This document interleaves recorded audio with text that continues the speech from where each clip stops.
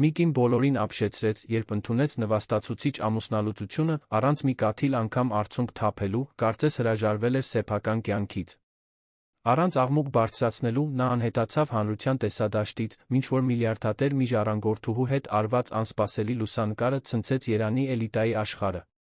Այն, ինչ թվում էր լուռ բաժանում, վերածվեց վտանգավոր խաղի մեկնարկի, որտեղ սկսեցին ի հայտ գալ թաքնված դաշինքներ ու տեխնոլոգիական գաղտնիքներ։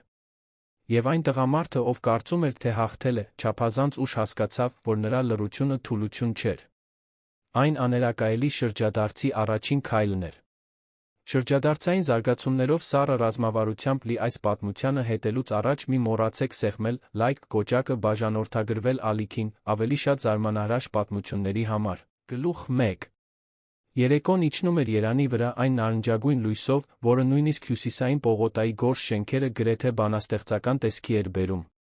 Մարինե Ավետիսյանը նստած էր քաղաքի ամենաթանկ իրավաբանական գրասենյակի ժողովների սենյակում, մի վայրում, որտեղ յուրաքանչյուր րոպեն արժեր այնքան, որքան շատերի ամսական աշխատավարձը։ Ապակե պատերից երում էր, թե ինչպես է ողջ մետրոպոլիսը շարժվում դրսում, անտարբեր այն լուռ դրամայի նկատմամբ, որը տեղի էր ունենում այդ 23-րդ հարկում։ Նա նայում էր Մահուդի սեղանին սփռված թղթերին, ասես դրանք օտար առարկաներ լինեին, ուրիշ աշխարհից եկած։ Ամուսնալուծության թղթեր։ Ռուբեն Մանուկյանի հետ 12 տարվա ամուսնության պաշտոնական ավարտը, այն մարդու, ում նա սիրել էր 22 տարեկանից, երբ դեռ ԵՓ-ի տեղեկատվական համակարգերի ֆակուլտետի ուսանողուհի էր, իսկ նա ընդամենը մի հավակնոտ պրակտիկանտ, որը երազում էր նվաճել աշխարհը։ Սեղանի շուրջ բոլորը սպասում էին։ Նրա փաստաբանը, պարոն Պետրոսյանը, ջերմակած մազերով խիստ կեցվածքով մի տղամարդ, մատներով թխկացնում էր կաշվե պայուսակի վրա։ Մյուս կողմում նստած էր Ռուբենը, անթերի իր իտալական մուգ կապույտ կոստյումով, մազերը կատարելապես հետ սանրված, այն զուսպ ժպիտը շուրթերին, որը նա այնքան լավ էր ճանաչում։ Դա արդեն հաղթած մարդու ժպիտ էր։ Նրա կողքին երիտասարդ ու ագրեսիվ փաստաբանուհին, Տիկին Սարգսյանը, թերթում էր փաստաթղթերը, կարծես սովորական մի առաջադրանք կատարեր։ Եվ մի փոքր հեռու, ասես միաժամանակ ուզենար չուզենար այնտեղ լինել, կանգնած էր Յուլիա Վարդանյանը, 27-ամյա թվային ինֆլուենսերը, պլատինե շիկահեր մազերով, անթերի մատնահարդարմամբ այն տեսքով, որը սովոր էր լուսանկարվելուն։ Ռուբենի նոր ընկերուհին։ Այն կինը, ում պատճառով նա ամեն ինչ կործանել էր։ Մարինեն գիտեր, որ բոլորը ներկայացում էին սպասում։ Սպասում էին ճիչերի, արցունքների, կատաղի մեղադրանքների։ Նրա ընկերուհիները պնդել էին, որ նա պայքարի, որ բացահայտի յուրաքանչյուր գաղտնի փոխանակված հաղորդագրություն, յուրաքանչյուր ռոմանտիկ ընթրիք, մինչ նա մինչ ուշ գիշեր աշխատում էր, յուրաքանչյուր սուտ, որ ասվել էր այդ հմայիչ ժպիտով։ Նույնիսկ նրա մայրը, Տիկին Սոնան, մի ուժեղ կին, որը 3 երեխա էր մեծացրել միայնակ այն բանից հետո, երբ հայրը լքել էր նրանց, ասել էր, որ Մարինեն պետք է իրեն պաշտպանի, աղմուկ բարձրացնի, ցույց տա, որ ոչ ոքի ոտքի կոխան չէ։ Բայց Մարինեն պարզապես դանդաղ էր շնչում, ձեռքերը ծնկներին խաչած, այդ սենյակում յուրաքանչյուր մարդու դիտելով մի հանգստությամբ, որը սահմանակից էր անբնականությանը։ Պարոն Պետրոսյանը հազաց, խախտելով ծանր լռությունը։ Նրա ձայնը խորն էր, հազիվ քողարկված անհամբերությամբ լի։ Մարինե, մենք պետք է խոսենք պայմանների մասին։ Այն, ինչ այստեղ առաջարկվում է, անկեղծ ասած, վիրավորական է։ Ընկերությունը, որի կառուցմանը դու օգնել ես, այսօր արժե ավելի քան 5 միլիարդ դրամ։ Դու իրավունք ունես արդար մասնաբաժնի, փոխհատուցման, որն արտացոլի քո ներդրումը։ Մենք չենք կարող պարզապես ընդունել 30 միլի դրամի արաբկիրում 2 սենյականոց բնակարանի այս ծիծաղելի առաջարկը։ Ռուբենը ժպտաց այնպես, ինչպես սովորաբար ժպտում էր ներդրողների հետ հանդիպումներին։ Դա մի ժպիտ էր, որն ասում էր, թե նա է իրավիճակի տերը, որ ոչինչ իրեն չի կարող խանգարել։ Պարոն Պետրոսյան, ողջ հարգանքով, Մարինեն երբեք Թեկվիժնիի պաշտոնական բաժնետեր չի եղել։ Նա իմ կինն էր, աջակցում էր ինձ, իհարկե, ինչպես յուրաքանչյուր կին աջակցում է իր ամուսնուն։ Բայց ընկերությունն իմ աշխատանքի, իմ տեսլականի, իմ կապերի արդյունքն է։ Մենք առատաձեռն ենք, առաջարկելով զգալի գումար հիանալի անշարժ գույք։ Նա կարող է արժանապատվորեն նոր կյանք սկսել։ Մարինեն զգաց, թե ինչպես ինչ-որ բան շարժվեց կրծքում, բայց դա զայրույթ չէր։ Դա գրեթե դառը զվարճանք էր։ Նա ճանաչում էր այդ խոսքը։ Ռուբենը միշտ լավ էր պատմությունը վերաշարադրելու մեջ, իրեն դնելով ամեն ինչի գլխավոր հերոսի դերում։ Նա դա արել էր տարիներ շարունակ, նա թույլ էր տվել։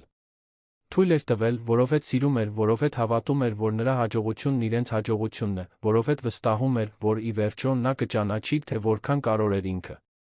Ինչպիսի միամտություն։ Ինչպիսի հսկայական ցավալի միամտություն։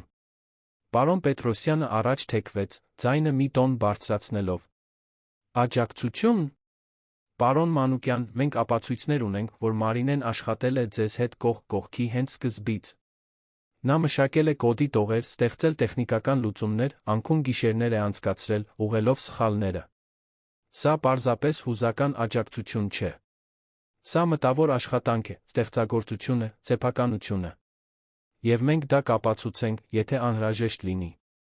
Այդ ժամանակ միջամտեց տիկին Սարգսյանը, այն սուր տոնով, որը նա օգտագործում էր որպես զենք։ Պարոն Պետրոսյան, ապացույցներ։ Ինչ ապացույցներ։ Մարինեն երբեք ոչ մի պայմանագիր չի ստորագրել որպես ծրագրավորող։ Երբեք աշխատավարձ չի ստացել ընկերությունից։ Ոչ մի պաշտոնական գրանցում չկա, որ նա տեխնիկապես նպաստել է բիզնեսին։ Նա կին էր, որն օգնում էր տանը։ Դա գեղեցիկ է, ազնիվ է, բայց դա իրավունք չի տալիս բազմամիլիոնանոց ընկերության կեսին։ Մարինեն վերջապես բարձրացրեց աչքերը։ Նայեց Ռուբենին, իսկապես նայեց, գուցե առաջին անգամ ամիսների ընթացքում։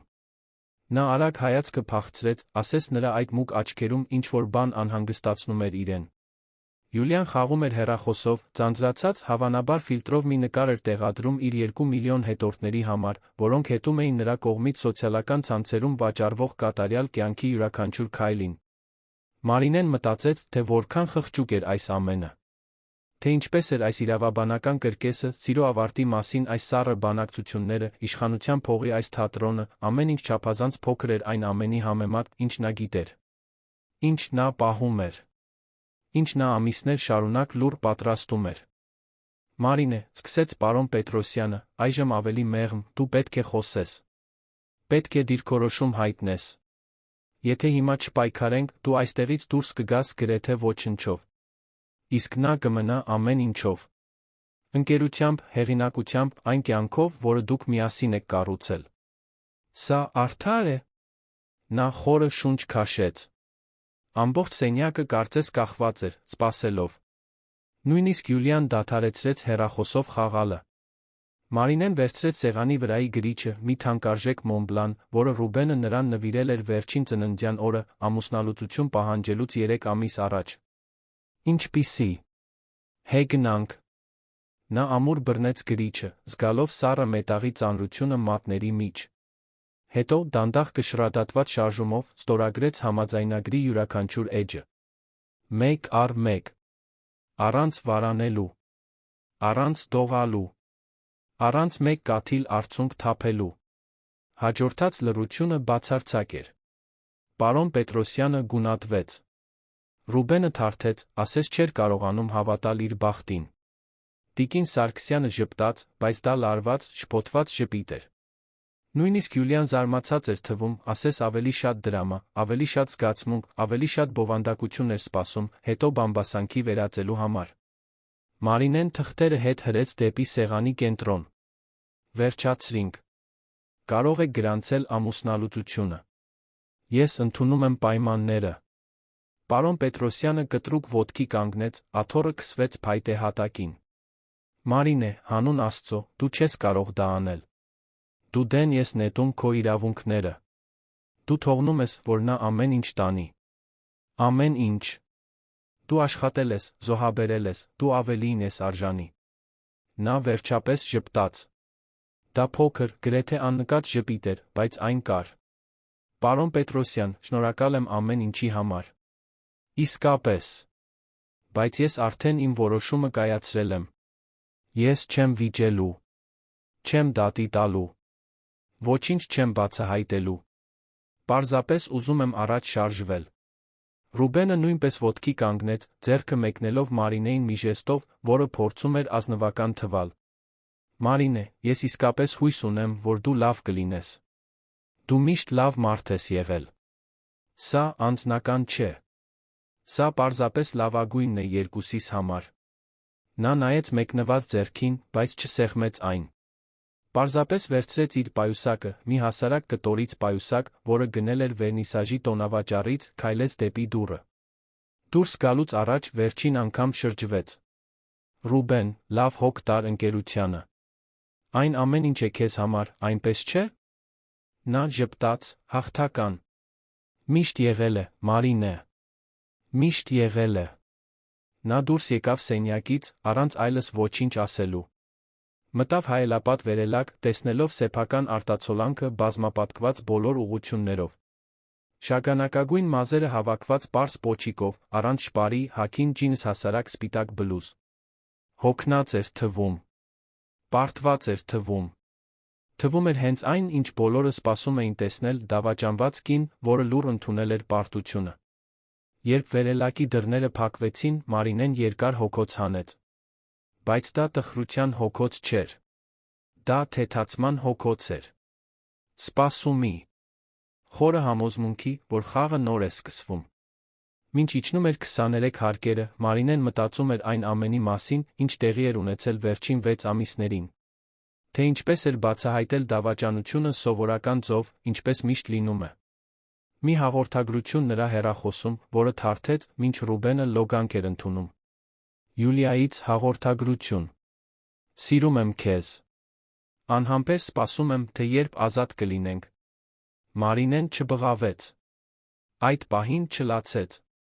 Պարզապես պահեց տեղեկությունը, զգալով, թե ինչպես է ինչ-որ բան իր ներսում փոխվում։ Հաջորդ օրերին ամեն ինչ նոր աչքերով էր դիտում։ Ավելի ու ավելի հաճախակի դարձած ելքերը հանդիպումների, որոնք երբեք տեղի չէին ունենում։ Տարբեր օծանելիքի հոտը շապիկի վրա։ Աճող սառնությունը, երբ մենակ էին։ Եվ հատկապես Ռուբենի աճող ամբարտավանությունը, որը խոսում էր ընկերության մասին, ասես այն բացառապես իր ստեղծագործությունը լիներ, ասես Մարինեն երբեք գոյություն չունեցած լիներ այդ պատմության մեջ։ Բայց Մարինեն գոյություն ուներ։ Եվ ինչպես գոյություն ուներ։ Նա կատարելապես հիշում էր այն գիշերը, երբ ամեն ինչ սկսվեց 12 տարի առաջ Կասկադի տարածքում գտնվող 40 քառակուսի մետրանոց մի փոքրիկ բնակարանում։ Ռուբենը տուն էր եկել հուսահատված, թիտակ հին նոութբուքով այնպիսի խուճապի արտահայտությամբ, որը նա երբեք չէր մոռանա։ Մարինե, դու ինձ պետք ես։ Համակարգը կախվել է։ Ներդրողների հետ շնորհանդեսը վաղն առավոտյան է։ Եթե ես չկարողանամ սա լուծել, կկորցնեմ ամեն ինչ։ Կկորցնեմ միակ շանսը, որ ունեմ։ Եվ նա լուծել էր։ Ամբողջ գիշերն անցկացրել էր, վերագրելով կոդը, գտնելով այն սխալները, որոնք Ռուբենը իր կառավարման կրթությամբ ծրագրավորման իրական տաղանդի բացակայությամբ երբեք չէր կարողանա գտնել։ Նա ստեղծել էր էլեգանտ, արագ, արդյունավետ լուծումներ։ Երբ առը ծագեց, համակարգը կատարելապես աշխատում էր։ Ռուբենը ստացավ ներդրումը։ Եվ The Tech Vision-ը ծնվեց։ Բայց ծնվեց նրա աշխատանքով։ Նրա խելքով։ Նրա անքուն գիշերներով։ Հաջորդ տարիներին օրինաչափությունը կրկնվեց անթիվ անգամներ։ Ռուբենը ընկերության դեմքն էր, խարիզմատիկ գործադիր տնօրենը, որը գրավում էր հաճախորդներին ներդրողներին իր ոգեշնչող խոսքով։ Բայց երբ տեխնիկական խնդիր էր առաջանում, երբ համակարգը խափանվում էր, երբ հաճախորդը անհնարին լուծում էր պահանջում, Մարինեն էր, որ լուծում էր։ Միշտ լուռ։ Միշտ կուլիսներում։ Միշտ առանց գնահատանքի։ Սկզբում նույնիսկ դուր էր գալիս, սկզբում։ Ռոմանտիկ էր համարում լինել անտեսանելի ուժը նրա հաջողության հետում։ Կարծում էր, որ միասին են ինչ-որ բան կառուցում, որ նրա հաջողությունն իրենց հաջողությունն է։ Ռուբենը միշտ խոստանում էր, որ մի օր պաշտոնապես կներառի իրեն ընկերությունում։ Միշտ ասում էր, որ նա հիմնարար է։ Բայց այդ օրը երբեք չէր գալիս։ Եվ կամաց-կամաց նա սկսեց հավատալ սեփական ստին։ Սկսեց իսկապես կարծել, որ ինքը տեխնոլոգիական հանճար է։ Սկսեց մոռանալ, որ առանց Մարինեի Tech Vision-ը գոյություն չէր ունենա։ Վերելակը մեղմ ձայնով հասավ առաջին հարկ։ Դռները բացվեցին դեպի տպավորիչ մարմարե նախասրահը։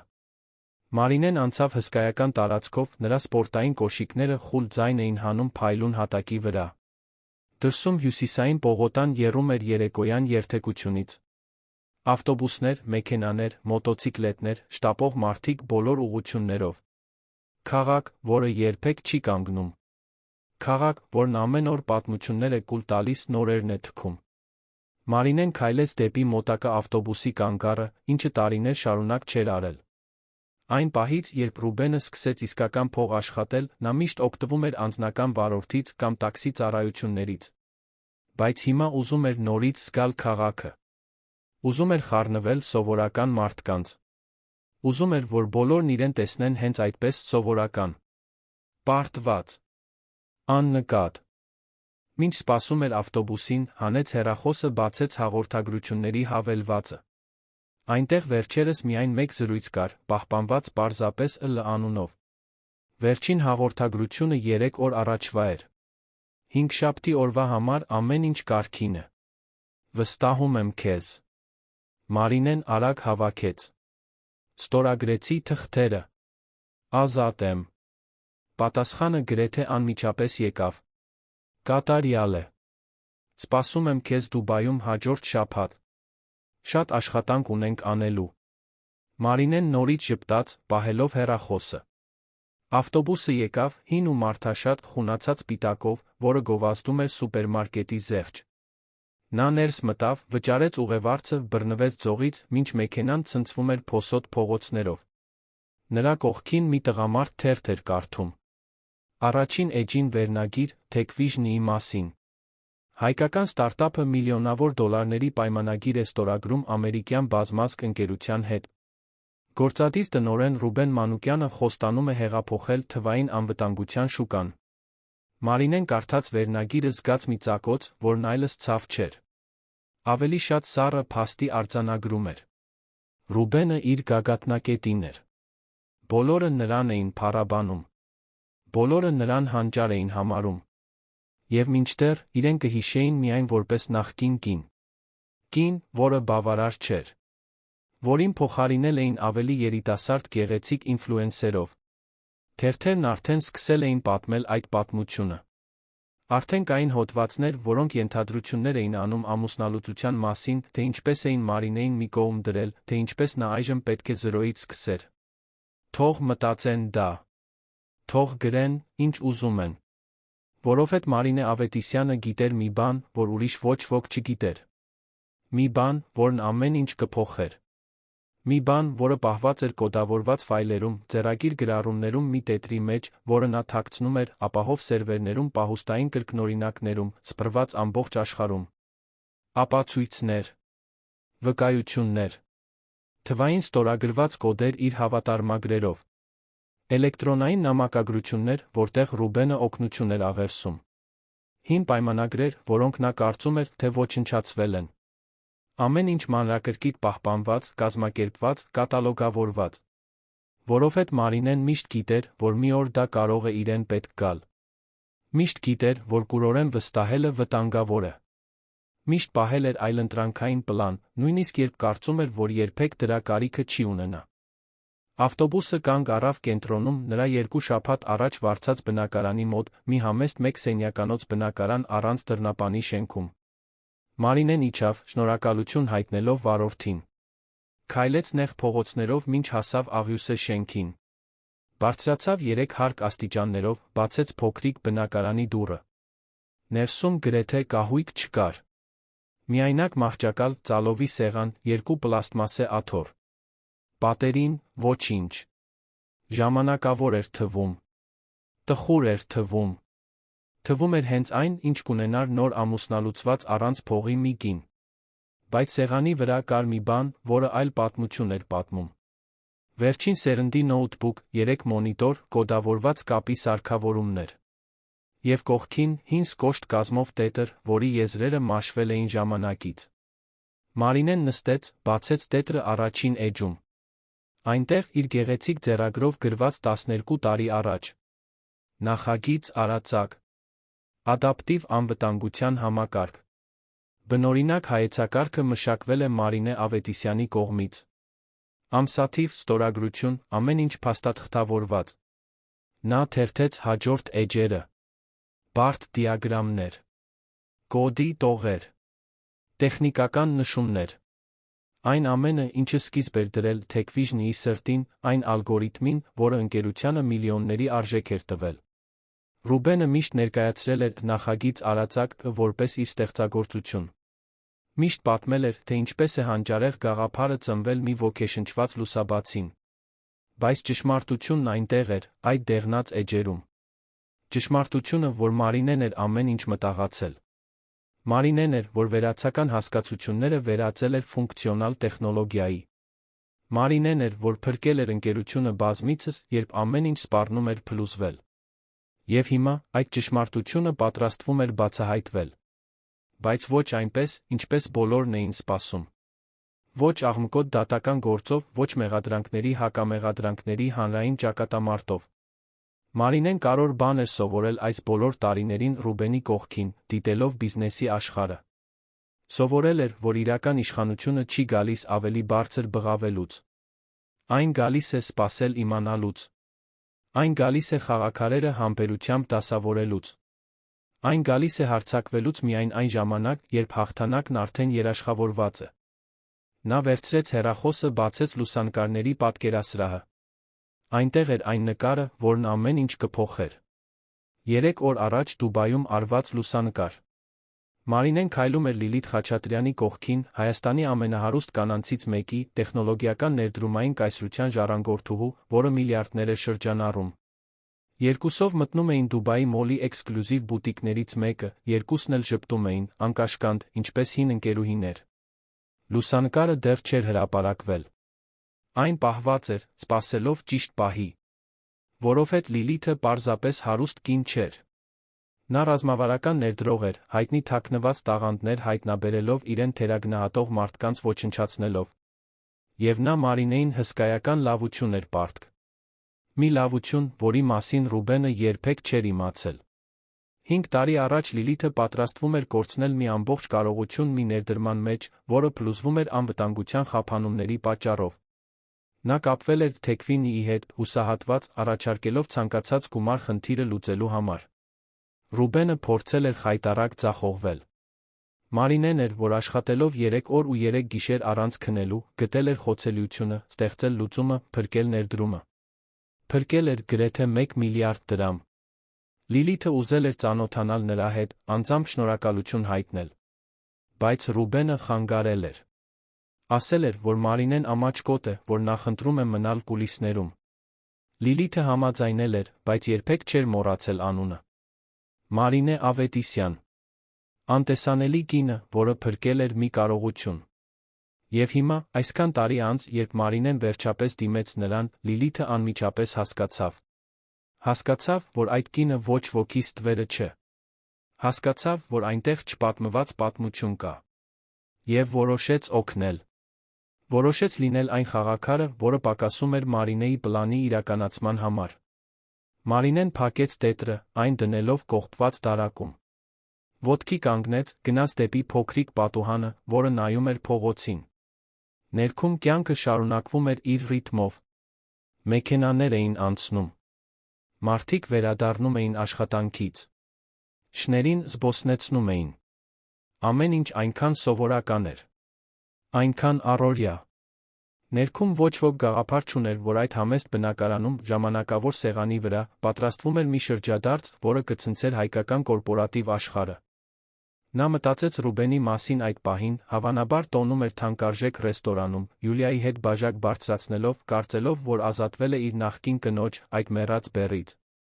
Մտածեց, թե ինչպես էր նա իրեն հզոր, անպարտելի զգում։ Մտածեց, թե ինչպես է ամբարտավանությունը կուրացնում մարդկանց։ Ինչպես է ստիպում մոռանալ, որ ինչ-որ մեկին թերագնահատելը ամենավտանգավոր սխալն է, որ գոյություն ունի։ Մարինեն գիտեր, որ հաջորդ շաբաթները վճռորոշ են լինելու։ Գիտեր, որ յուրաքանչյուր քայլ պետք է հաշվարկվի վիրաբուժական ճշգրտությամբ։ Նախ, Լիլիթի հետ լուսանկարը կհայտնվի մամուլում։ Ոչ իր կողմից, իհարկե։ Դա կլինի պատեհապաշտ պապարացիի գործ, ինչպես միշտ լինում է հայտնի մարդկանց հետ։ Մամուլը կսկսի ենթադրություններ անել։ Ո՞վ է այդ կինը միլիարդատեր ժառանգորդուհու կողքին։ Ինչու են նրանք միասին։ Ոմանք կճանաչեն Մարինեին որպես Ռուբեն Մանուկյանի նախկին կին։ Սկզբնական պատմությունը կլինի խղճահարության մասին։ Խեղճ կին փորձում է կառչել նոր հարուստ ընկերուհուց, կորցրածը փոխհատուցելու համար։ Բայց հետո Լիլիթը հարցազրույց կտա։ Պատահական հարցազրույց, ասես ոչինչ չի եղել։ Անցողիկ կերպով կնշի մի փայլուն խորհրդատուի մասին, որն իրեն օգնել է տարիներ առաջ։ Թվային անվտանգության մասնագետ։ Անունը չի ասի, դեռ ոչ։ Բայց մարդիկ կսկսեն կապեր գտնել։ Ոլորտի փորձագետները կհիշեն Խաչատրյանի գործը, այն գրեթե կորցրած ներդրումը, որը խորհրդավոր կերպով փրկվել էր։ Կսկսեն հարցնել, թե ով է իրականում լուծել այդ խնդիրը։ Եվ հետո, երբ ենթադրությունները իրենց գագաթնակետին հասնեն, Մարինեն նորից կհայտնվի։ Բայց ոչ որպես նախկին կին։ Որպես ինքը։ Որպես այն մասնագետը, որը միշտ եղել է։ Որպես այն փայլուն միտքը, որը թաքցված է եղել տարիներ շարունակ։ Նա արդեն հանդիպումներ էր նշանակել։ Արդեն պայմանագրեր էին բանակցվում։ Արդեն նոր ընկերություն էր կառուցվում Լիլիթի հետ որպես գործընկեր։ Մի ընկերություն, որն ուղղակիորեն կմրցակցեր Techvision-ի հետ։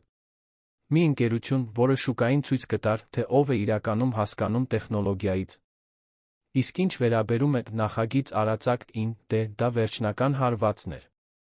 Մարինեն գիտեր, որ Ռուբենը հսկայական միաձուլում էր բանակցում, մի գործարք, որը նրան միլիարդատեր կդարձներ։ Միաձուլում, որն ամբողջությամբ կախված էր արածակ ալգորիթմի մտավոր սեփականությունից։ Ռուբենը ալգորիթմը ներկայացրել էր որպես սեփական ստեղծագործություն բոլոր փաստաթղթերում։ Երդվյալ հայտարարություններ էր ստորագրել դրա մասին։ Բայց ինչ, եթե դա ճիշտ չլիներ։ Ինչ, եթե հայտնվեին անհերքելի ապացույցներ, որ իրական ստեղծողը ուրիշ մարդ է։ Միաձուլումը անմիջապես կսառեցվեր։ Ներդրողները հետ կկանգնեին։ Techvision-ը կփլուզվեր։ Մարինեն չէր ուզում ոչնչացնել ընկերությունը։ Իրականում, նա սիրում էր այդ ընկերությունը։ Այնքան տարիներ դրա մի մասն էր եղել։ Այն, ինչ նա ուզում էր, արդարությունն էր։ Ուզում էր ճանաչում։ Ուզում էր, որ աշխարհն իմանա ճշմարտությունը։ Եվ ուզում էր, ամենից շատ, վերադարձնել այն, ինչն իրենն էր իրավամբ։ Նա վերադարձավ սեղանի մոտ, բացեց նոութբուքը, հավաքեց բարդ գաղտնաբառ։ Էկրանը լուսավորվեց, ցույց տալով բարդ ինտերֆեյս։ Ֆայլեր, կազմակերպված մանրամասն թղթապանակներում։ Պայմանագրեր։ Նամակներ։ Սկզբնական կոդեր։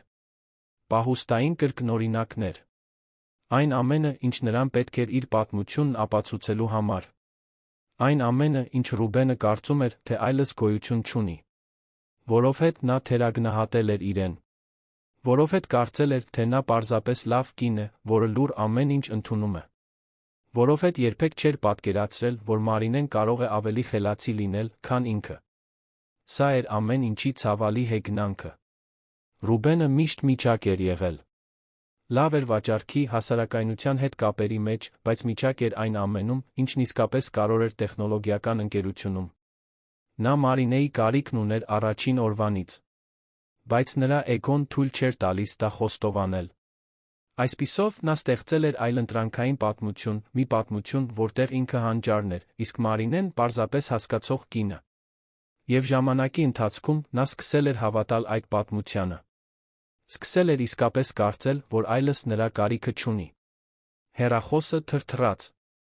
Դա նրա քրոջ, Կարինեի հաղորդագրությունն էր։ Տեսա, որ ստորագրել ես թղթերը։ Մար, վստահ ես դրանում։ Այնքան սխալ է թվում։ Դու շատ ավելիին էիր արժանի։ Մարինեն արագ պատասխանեց. Վստահ եմ։ Վստահիր ինձ։ Կարինեն գրականության ուսուցչուհի էր պետական դպրոցում, պրակտիկ ուղղամիտ կին, որը երբեք չէր հասկացել բիզնեսի աշխարհը։ Բայց նա ճանաչում էր քրոջը։ Գիտեր, որ Մարինեն իմպուլսիվ չէ։ Գիտեր, որ եթե նա անում է ինչ-որ բան, որը թվացյալ անտրամաբանական է, պատճառ կա։ Այնուամենայնիվ, նա պետք է որ անհանգստացած լիներ։ Բոլորն էին։ Բոլորը կարծում էին, որ Մարինեն սարսափելի սխալ է գործում։ Թող մտածեն։ Առայժմ։ Երեկոն իջավ երանի վրա։ Մարինեն պարզ թեյ պատրաստեց, նստեց բնակարանի միակ հարմարավետ աթոռին, պատուհանից նայելով քաղաքի լույսերին։ Վաղը պաշտոնապես կսկսվեր նրա նոր կյանքը։ Վաղը նա կաներ իր գաղտնի կառուցած պլանի առաջին հանրային քայլերը։ Վաղը աշխարհը կսկսեր տեսնել Մարինե Ավետիսյանին բոլորովին այլ կերպ։ Իսկ Ռուբենը։ Ռուբենը կշարունակեր իր արտաքին տեսքի կյանքը, կարծելով, թե հաղթել է։ Կշարունակեր ցուցադրել Յուլիային որպես հաղթանշան, գործարքներ կնքել, հարցազրույցներ տալ։ Բայց նրա տակ հողն արդեն ճաքում էր։ Նա պարզապես դեռ չէր նկատել։ Չէր նկատել, որ Մարինեի լռությունը հանձնվել չէր։ Դա ռազմավարություն էր։ Եվ որ հիմա այդ լռությունը պատրաստվում էր վերածվել շատ ավելի հզոր բանի։ Ճշմարտության, արդարության, էլեգանտ վրեժխնդրության։ Մարինեն միայնակ ժպտաց համեստ բնակարանի մթության մեջ, տաք թեյի բաժակը ձեռքերի մեջ պահած։ 12 տարի նա եղել էր անտեսանելի կինը։ Լուռ ուժը, թաքնված միտքը։ Բայց այդ ժամանակն ավարտվել էր։ Եվ երբ աշխարհը վերջապես կտեսներ նրան, անհնար կլիներ հայացքը շեղել։ Անհնար կլիներ ժխտել այն, ինչ միշտ եղել էր այնտեղ, սպասելով պարզապես ճիշտ պահի, դուրս գալու համար։ Ճշմարտությունը։ Պարզ, հզոր, անխուսափելի։ Գլուխ 2։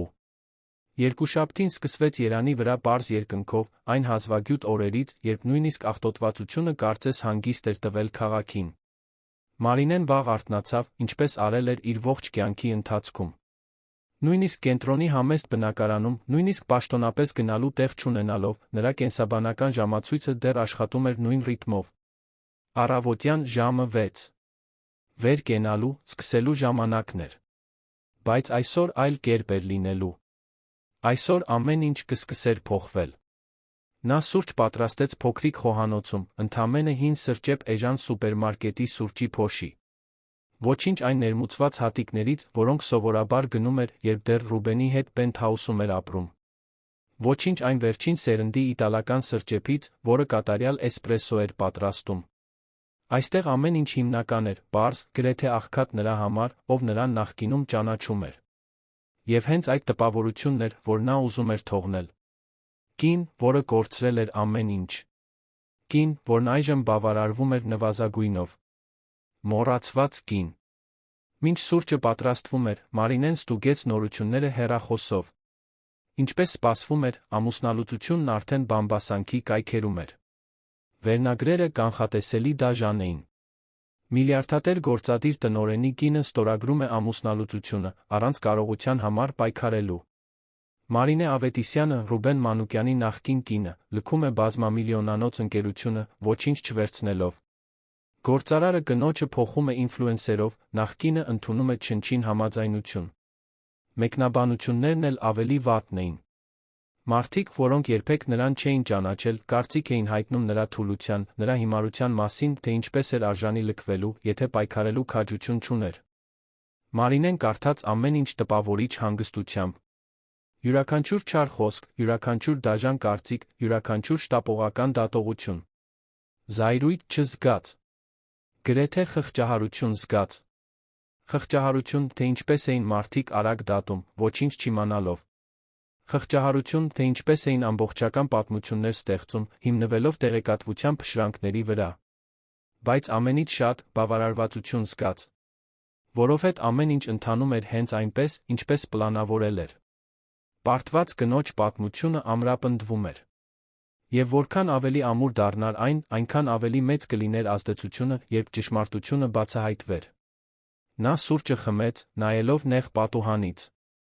Ներքում, անկյունի հացթուխը բացում էր հացի խանութի դուռը։ Մի անտուն մարդ ուղղում էր իր ստվարաթղթերը շենքի ծածկի տակ։ Հավելվածի առաքիչը արագացնում էր մոտոցիկլետը, հավանաբար ուշանում էր առաջին առաքումից։ Իրական կյանք։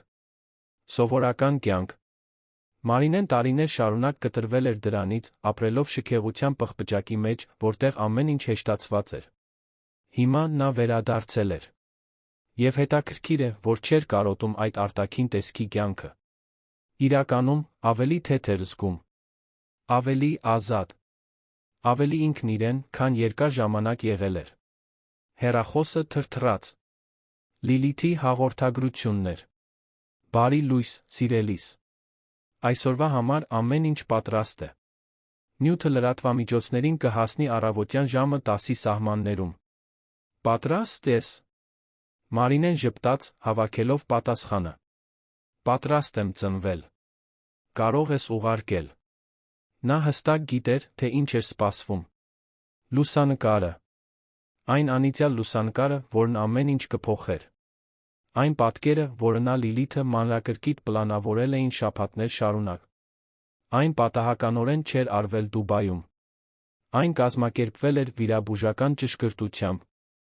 Լուսանկարիչն այնտեղ էր, որովհետև Լիլիթն էր նրան կանչել։ Վայրն ընտրվել էր, քանի որ աշխարհի ամենաէքսկլյուզիվ ճանաչելի հասցեներից մեկն էր։ Ժամը հաշվարկվել էր կատարյալ լույսը որսալու համար։ Իսկ Մարինեի հագուստը դա ընտրել էր հենց Լիլիթը։ Էլեգանտ, բայց զուսպ զգեստ, հազվագյուտ պատեկ Ֆիլիպ ժամացույց դաստակին, ժամանակակից սանրվածք, արված Դուբայի լավագույն սրահներից մեկում։ Ամեն ինչ, շատ որոշակի կերպար ստեղծելու համար, կին, որը կործանված չէ։ Կին, որն ունի ռեսուրսներ։ Կին, որն ունի կապեր։ Մարինեն վերջացրեց սուրճը, լոգանք ընդունեց լոգարանի փոքրիկ խցիկում, հագավ ջինս պարզ բլուզ։ Առայժմ դեռ պետք էր պահպանել արտաքին տեսքը։ Դեռ համեստ Մարինեն էր, պարտված Մարինեն։ Հանրային փոխակերպումը կգար, բայց ճիշտ պահին։ Առայժմ նա թույլ կտար, որ լուսանկարը խոսի իր փոխարեն։ Առավոտյան ժամը 10:15-ին հեռախոսը սկսեց պայթել։ Հաղորդագրություններ ընկերուհիներից։ Քրոջից, Կարինեից։ Մորից։ Մարդկանցից, որոնց հետ տարիներով չէր խոսել։ Բոլորը նույն հարցով։ Մարինե, այս նկարում դու ես։ Դու Լիլիթ Խաչատրյանին ես ճանաչում։ Ինչ է կատարվում։ Նա բացեց նորությունների կայքերից մեկը, այնտեղ էր, գլխավոր էջում։ Լուսանկարը։ Ինքը Լիլիթը քայլում էին կողք կողքի Դուբայում, երկուսն էլ անթերի, ժպտում էին, ակնհայտորեն անկաշկանդ միմյանց հետ։ Վերնագիրը ենթադրական էր, բայց հետաքրքրված։ Ռուբեն Մանուկյանի նախկին կինը լուսանկարվել է միլիարդատեր Լիլիթ Խաչատրյանի հետ Դուբայում։ Ո՞վ է իրականում Մարինե Ավետիսյանը։ Մարինեն կարդաց հոդվածը։ Տեքստը հենց այն էր, ինչ սպասում էր։ Ենթադրություն։ Հարցեր առանց պատասխանների։ Փորձեր կապելու կետերը։ Հոդվածի պատասխանատու լրագրողուհին, մի որոշ Հելեն Մկրտչյան, հայտնի իր հետաքննական աշխատանքով կորպորատիվ աշխարհում, խելացի էր գրում։ Մինչ ամբողջ երկիրը քննարկում է Մարինե Ավետիսյանի Ռուբեն Մանուկյանի ամուսնալուծությունը, շատերը քննադատում են կնոջ թվացյալ պասիվությունը, ընդունելով անարդար համարվող համաձայնությունը։ Վերջին ժամերին հայտնված մի լուսանկար հետաքրքիր հարցեր է բարձրացնում։ Մարինեն հայտնվում է Դուբայում, այն ժամանակահատվածում, երբ ենթադրաբար պետք է ընկճված լիներ ամուսնության ավարտից, Հայաստանի ամենահզոր կանանցից մեկի կողքին։ Լիլիթ Խաչատրյանը հայտնի չէ պատահական ընկերություններ անելով։ Նրա շրջապատի յուրաքանչյուր մարդ այնտեղ է մի պատճառով։ Այսպիսով, որը կլիներ Մարինե Ավետիսյանի պատճառը։ Հելենը ենթադրություններ էր անում հնարավոր կապերի մասին։ Նշում էր, որ Լիլիթը ծանր ներդրումներ ունի տեխնոլոգիայի թվային անվտանգության ոլորտում, հենց Tech-Vision-ի ոլորտում։ Հարցնում էր, թե արդյոք Մարինեն թաքնված մասնագիտական դեր ունի։ Բարձրացնում էր հավանականությունը, որ պատմության մեջ ավելին կա, քան թվում է։ Ամեն ինչ շատ զգույշ էր, շատ լրագրողական, բայց կասկածի սերմեր էր ցանում։ Սերմեր, որոնք արագ կաճեին։ Հաջորդ րոպեներին լուսանկարը վիրուսային դարձավ։ Այն բոլոր պորտալներում էր, բոլոր սոցիալական ցանցերում։ Մեկնաբանություններն այժմ այլ էին։ Ավելի քիչ դաժան, ավելի շփոթված։ Սպասեք, նա Լիլիթ Խաչատրյանին է ճանաչում։ Այսինքն ինչ։ Ես ինչ եմ բաց թողել այստեղ։ Այս կինը անփող խեղճ չէր։ Ինչու է նա $200,000 ժամացույց գրում։ Ժողովուրդ, այդ զգեստը Շանել է։ Ես կորել եմ այս պատմության մեջ։ Մարինեն պատասխանեց միայն մի քանի հաղորդագրության։ Կարինեին գրեց. Հետո կխոսենք։ Վստահիր ինձ։ Մորը, տիկին Սոնային, մի փոքր ավելի կոնկրետ էր։ Մամ, ամեն ինչ կարգին է։ Ավելի լավ, քան երբե։ Մի հավատա այն ամենին, ինչ կարդում ես։ Շուտով կհասկանաս։ Իսկ ամենամոտ ընկերուհիներին, նրանց, ովքեր իսկապես մտահոգված էին, հանգիստ ձայնային հաղորդագրություն ուղարկեց, հանգիստ ձայնով։ Աղջիկներ, գիտեմ, որ անհանգստացած եք։ Բայց ես լավ եմ։ Շատ լավ, իրականում։ Շուտով ամեն ինչ իմաստ կունենա։ Պարզապես խնդրում եմ, որ վստահեք ինձ սպասեք։ Արժե սպասել։ Մինչդեռ քաղաքի մյուս ծայրում Վահագնի թաղամասի 300 քառակուսի մետրանոց պենթհաուսում, որը նախկինում նա իրենն էր, Ռուբեն Մանուկյանը արթնացավ խումհարից։ Երկար տոնակատարության գիշեր էր եղել։ Թանկարժեք շամպայն ընթրիք նորած ռեստորանում կենացներ իր ազատությանը, նոր փուլին, փայլուն ապագային։ Յուլիան նրա կողքին էր հսկայական մահճակալին, դեռ քնած շիկահեր մազերը սփռված մետաքսե բարձին։ Նա վերցրեց հեռախոսը գիշերային սեղանից, ստուգելով էլ նամակներն ու հաղորդագրությունները, ինչպես անում էր ամեն առավոտ։ Հենց այդ ժամանակ տեսավ լուսանկարը։ Մարինե և Լիլիթ Խաչատրյան միասին Դուբայում։ Ռուբենը կտրուկ նստեց մահճակալին, սիրտը սկսեց արագ բաբախել։ Դա իմաստ չուներ։ Ինչպես էր Մարինեն ճանաչում Լիլիթին։ Երբ էր դա տեղի ունեցել։ Ինչու նա երբեք չէր իմացել։ Նա մեծացրեց պատկերը, վերլուծելով յուրաքանչյուր մանրուք։ Մարինեի զգեստը, ժամացույցը, մազերը։ Նա այլ էր։ Այլս այն պարզ կինը չէր, որը օրեր առաջ ստորագրել էր ամուսնալուծության թղթերը։ Ուրիշ մարդ էր։ Կամ ավելի շուտ, մեկը, ում նա երբեք իսկապես չէր ճանաչել։ Արագ սկսեց կարդալ հոդվածները։ Յուրաքանչյուր ենթադրություն, յուրաքանչյուր տեսություն, յուրաքանչյուր մեկնաբանություն։ Ստամոքսը սեղմվեց։ Սա ճիշտ չէր։ Սա շատ տարօրինակ էր։ Լիլիթ Խաչատրյանը ցանկացածի հետ չէր շփվում։ Եթե նա Մարինեի հետ էր, պատճառ կար։ Մի պատճառ, որը Ռուբենը չէր կարողանում հասկանալ, բայց որը նրան խորապես անհանգստացնում էր։ Նա զանգահարեց իր անձնական օգնականին, Դավիթին, մի արդյունավետ երիտասարդի, որը հոգում էր նրա կյանքի ամեն ինչի մասին։ Նրա ձայնը դուրս եկավ ավելի բորբոքված, քան ուզում էր։ Դավիթ, տեսել ես Մարինեի այս նկարը։ Լիլիթ Խաչատրյանի հետ։ Ինչ է կատարվում։ Պարզիր այն ամենը, ինչ կարող ես դրա մասին։ Ուզում եմ իմանալ, թե երբ են նրանք ծանոթացել, ինչու են միասին եղել, ամեն ինչ։ Դավիթը, միշտ պրոֆեսիոնալ, հանգիստ պատասխանեց. Արդեն ստուգում եմ, պարոն Մանուկյան։ Ինչպես հասցրի պարզել մինչ այժմ, լուսանկարն արվել է մոտ 1 շաբաթ առաջ Դուբայում։ Թվում է, թե նրանք միասին գնումներ են կատարել։ Բայց դեռ չեմ պարզել նրանց միջ կապը։ Պարզիր, հրամայեց Ռուբենը անջատեց հեռախոսը։ Յուլիան արթնացավ աղմուկից, ձգվելով։ Բարի լույս, սերս։ Ինչու ես այդպիսի տեսքով։ Ինչ-որ բան է պատահել։ Ռուբենը ցույց տվեց լուսանկարը։ Յուլիան նայեց, նրա գեղեցիկ դեմքը կնճռոտվեց շփոթությունից։ Վայ, Մարինեն։ Լիլիթ Խաչատրյանի հետ։ Բայց ինչպես։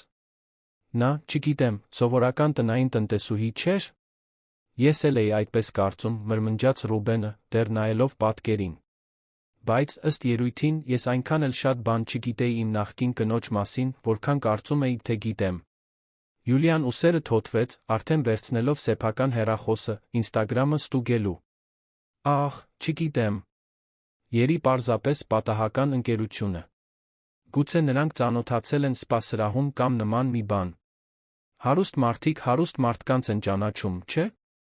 Բայց Ռուբենը չէր համոզվում։ Նա ճանաչում էր Լիլիթին իր հեղինակությամբ։ Գիտեր, որ նա ոչինչ պատահականորեն չի անում։ Եվ ինչ-որ բան այդ լուսանկարում, ինչ-որ բան Մարինեի կեցվածքում, նրա ժպտալուծում, խորապես անհանգստացնում էր նրան։ Կարծես նա գաղտնիք էր պահում։ Կարծես նա գիտեր մի բան, որը ինքը չգիտեր։ Նա ոտքի կանգնեց, գնաց պենթհաուսի աշխատասենյակ, միացրեց համակարգիչը։ Սկսեց փնտրել Լիլիթ Խաչատրյանի մասին, նրա ներդրումների, նրա կապերի ցանցի մասին։ Եվ հենց այդ ժամանակ մի հին հիշողություն խայթեց նրա միտքը։ 5 տարի առաջ։ Մի ճգնաժամ։ Լիլիթի մի ներդրում, որը փլուզվում էր։ Նա հուսահատ կապվել էր, առաջարկելով մի կարողություն լուծելու համար։ Նա փորձել էր, բայց չէր կարողացել։ Մարինեն էր, որ լուծել էր։ Մարինեն էր, որ փրկել էր այդ ներդրումը։ Նա երբեք թույլ չէր տվել, որ երկուսը հանդիպեն։ Ասել էր, որ Մարինեն ամաչկոտ է։ Բայց ինչ, եթե դա միայն դա չէր։ Ինչ, եթե ավելին կար։ Ռուբենը սարսուռ զգաց ողնաշարով։ Արդյոք Մարինեն Լիլիթը կապ են պահպանել այս բոլոր տարիներին։ Արդյոք կար մի հարաբերություն, որի մասին նա բոլորովին չգիտեր։ Բայց դա իմաստ չուներ։ Մարինեն միշտ թափանցիկ էր եղել, միշտ ամեն ինչ պատմում էր իրեն։ Թե ոչ։ Նա գլուխը թափահարեց, փորձելով հեռացնել պարանոիկ մտքերը։ Չափազանցնում էր։ Պետք է որ չափազանցներ։ Դա պարզապես լուսանկար էր։ Պարզապես տարօրինակ զուգադիպություն։ Ոչինչ ավելին։ Բայց անհանգստության զգացումը չէր անցնում։ Մինչդեռ Մարինեն զանգ ստացավ։ Հելեն Մկրտչյանն էր, լրագրողուհին, որը գրել էր լուսանկարի մասին առաջին հոդվածը։ Նրա ձայնը պրոֆեսիոնալ էր, բայց հետաքրքրասեր։ Տիկին Ավետիսյան, Հելեն Մկրտչյանն է, Բիզնես Հայաստան պորտալից։ Կցանկանայի ձեզ հետ խոսել այսօր հրապարակված լուսանկարի մասին։ Մի քանի րոպե ունեք։ Մարինեն ժպտաց։ Նա սպասում էր այս զանգին։ Ողջույն, Հելեն։ Կարող եք ինձ Մարինե ասել։ Տեսեք, ես այս պահին հարցազրույցներ չեմ տալիս։ Բայց կարող եմ ասել, որ Լիլիթը թանկագին ընկերուհի է, մեկը, ում շատ եմ հիանում։ Մենք ծանոթացել ենք մի քանի տարի առաջ մասնագիտական հանգամանքներում։ Մասնագիտական, հարցրեց Հելենը, ձայնն ավելի հետաքրքրված դառնալով։ Դուք նրա հետ աշխատել եք։ Որ ոլորտում։ Մարինեն զգուշորեն ընտրեց բառերը։ Թվային անվտանգություն։ Տեխնիկական խորհրդատվություն։ Բայց ինչպես ասացի, ես պատրաստ չեմ հիմա դրա մասին խոսել։ Գուցե շուտով։ Հասկանում եմ, պատասխանեց Հելենը, Մարինեն կարող էր լսել, թե ինչպես է նա նշումներ անում։ Եվս մեկ հարց։ Ամուսնալուծությունը։ Շատերը զարմացան ձեր ընդունած համաձայնությունից։ Արդյոք այն իսկապես այնքան անբարենպաստ էր, որքան մամուլը հաղորդում էր։ Մարինեն ցածր ծիծաղեց, մի ձայն առանց հումորի։ Հելեն, ոչ ամեն ինչ է այն, ինչ թվում է։ Բայց կրկին, սա դրա մասին խոսելու պահը չէ։ Երբ լինի, խոստանում եմ, որ դուք առաջիններից մեկը կլինեք, որ կիմանա։ Լավ, Մարինե։ Ես ուշադիր կլինեմ։ Եվ զգույշ եղեք։ Երբ մի պատմություն այսքան հետաքրքիր է դառնում, շատերը կուզենան դրա մի մասը։ Շնորհակալ եմ զգուշացման համար, ասաց Մարինեն անջատեց հեռախոսը։ Զրույցը կարճ էր, բայց ավելի շատ սերմեր էր ցանել։ Հելենը բավականաչափ խելացի էր, հասկանալու, որ այնտեղ ավելի մեծ պատմություն կա։ Եվ նա կփորեր։ Դա լավ էր։ Որքան շատ մարդ փորեր, այնքան ավելի արագ ճշմարտությունը կբացահայտվեր։ Բայց դեռ մեծ բացահայտման ժամանակը չէր։ Դեռ ժամանակն էր թողնել, որ ենթադրությունները աճեն։ Թողնել, որ հարցերը կուտակվեն։ Թողնել, որ Ռուբենը քրտնի։ Թեքվիշն ում առավոտը քաոսային էր։ Աշխատակիցները շշնջում էին միջանցքներում, հեռախոսով նայելով լուսանկարին։ Գործադիր տնօրենը ամուսնալուծվում էր կնոջից, հիմա նա հայտնվում էր երկրի ամենահզոր ներդրողներից մեկի հետ։ Սա ինչ-որ բան նշանակում էր ընկերության համար։ Փոփոխություններ կլինեին։ Ինչ էր կատարվում։ Ռուբենը գրասենյակ հասավ, փորձելով հանգիստ թվալ, բայց միտքը եռում էր։ Հանդիպեց տնօրենների հետ, փորձեց կենտրոնանալ օրվա գործողությունների, ընթացիկ պայմանագրերի վրա։ Բայց լուսանկարը գլխից դուրս չէր գալիս։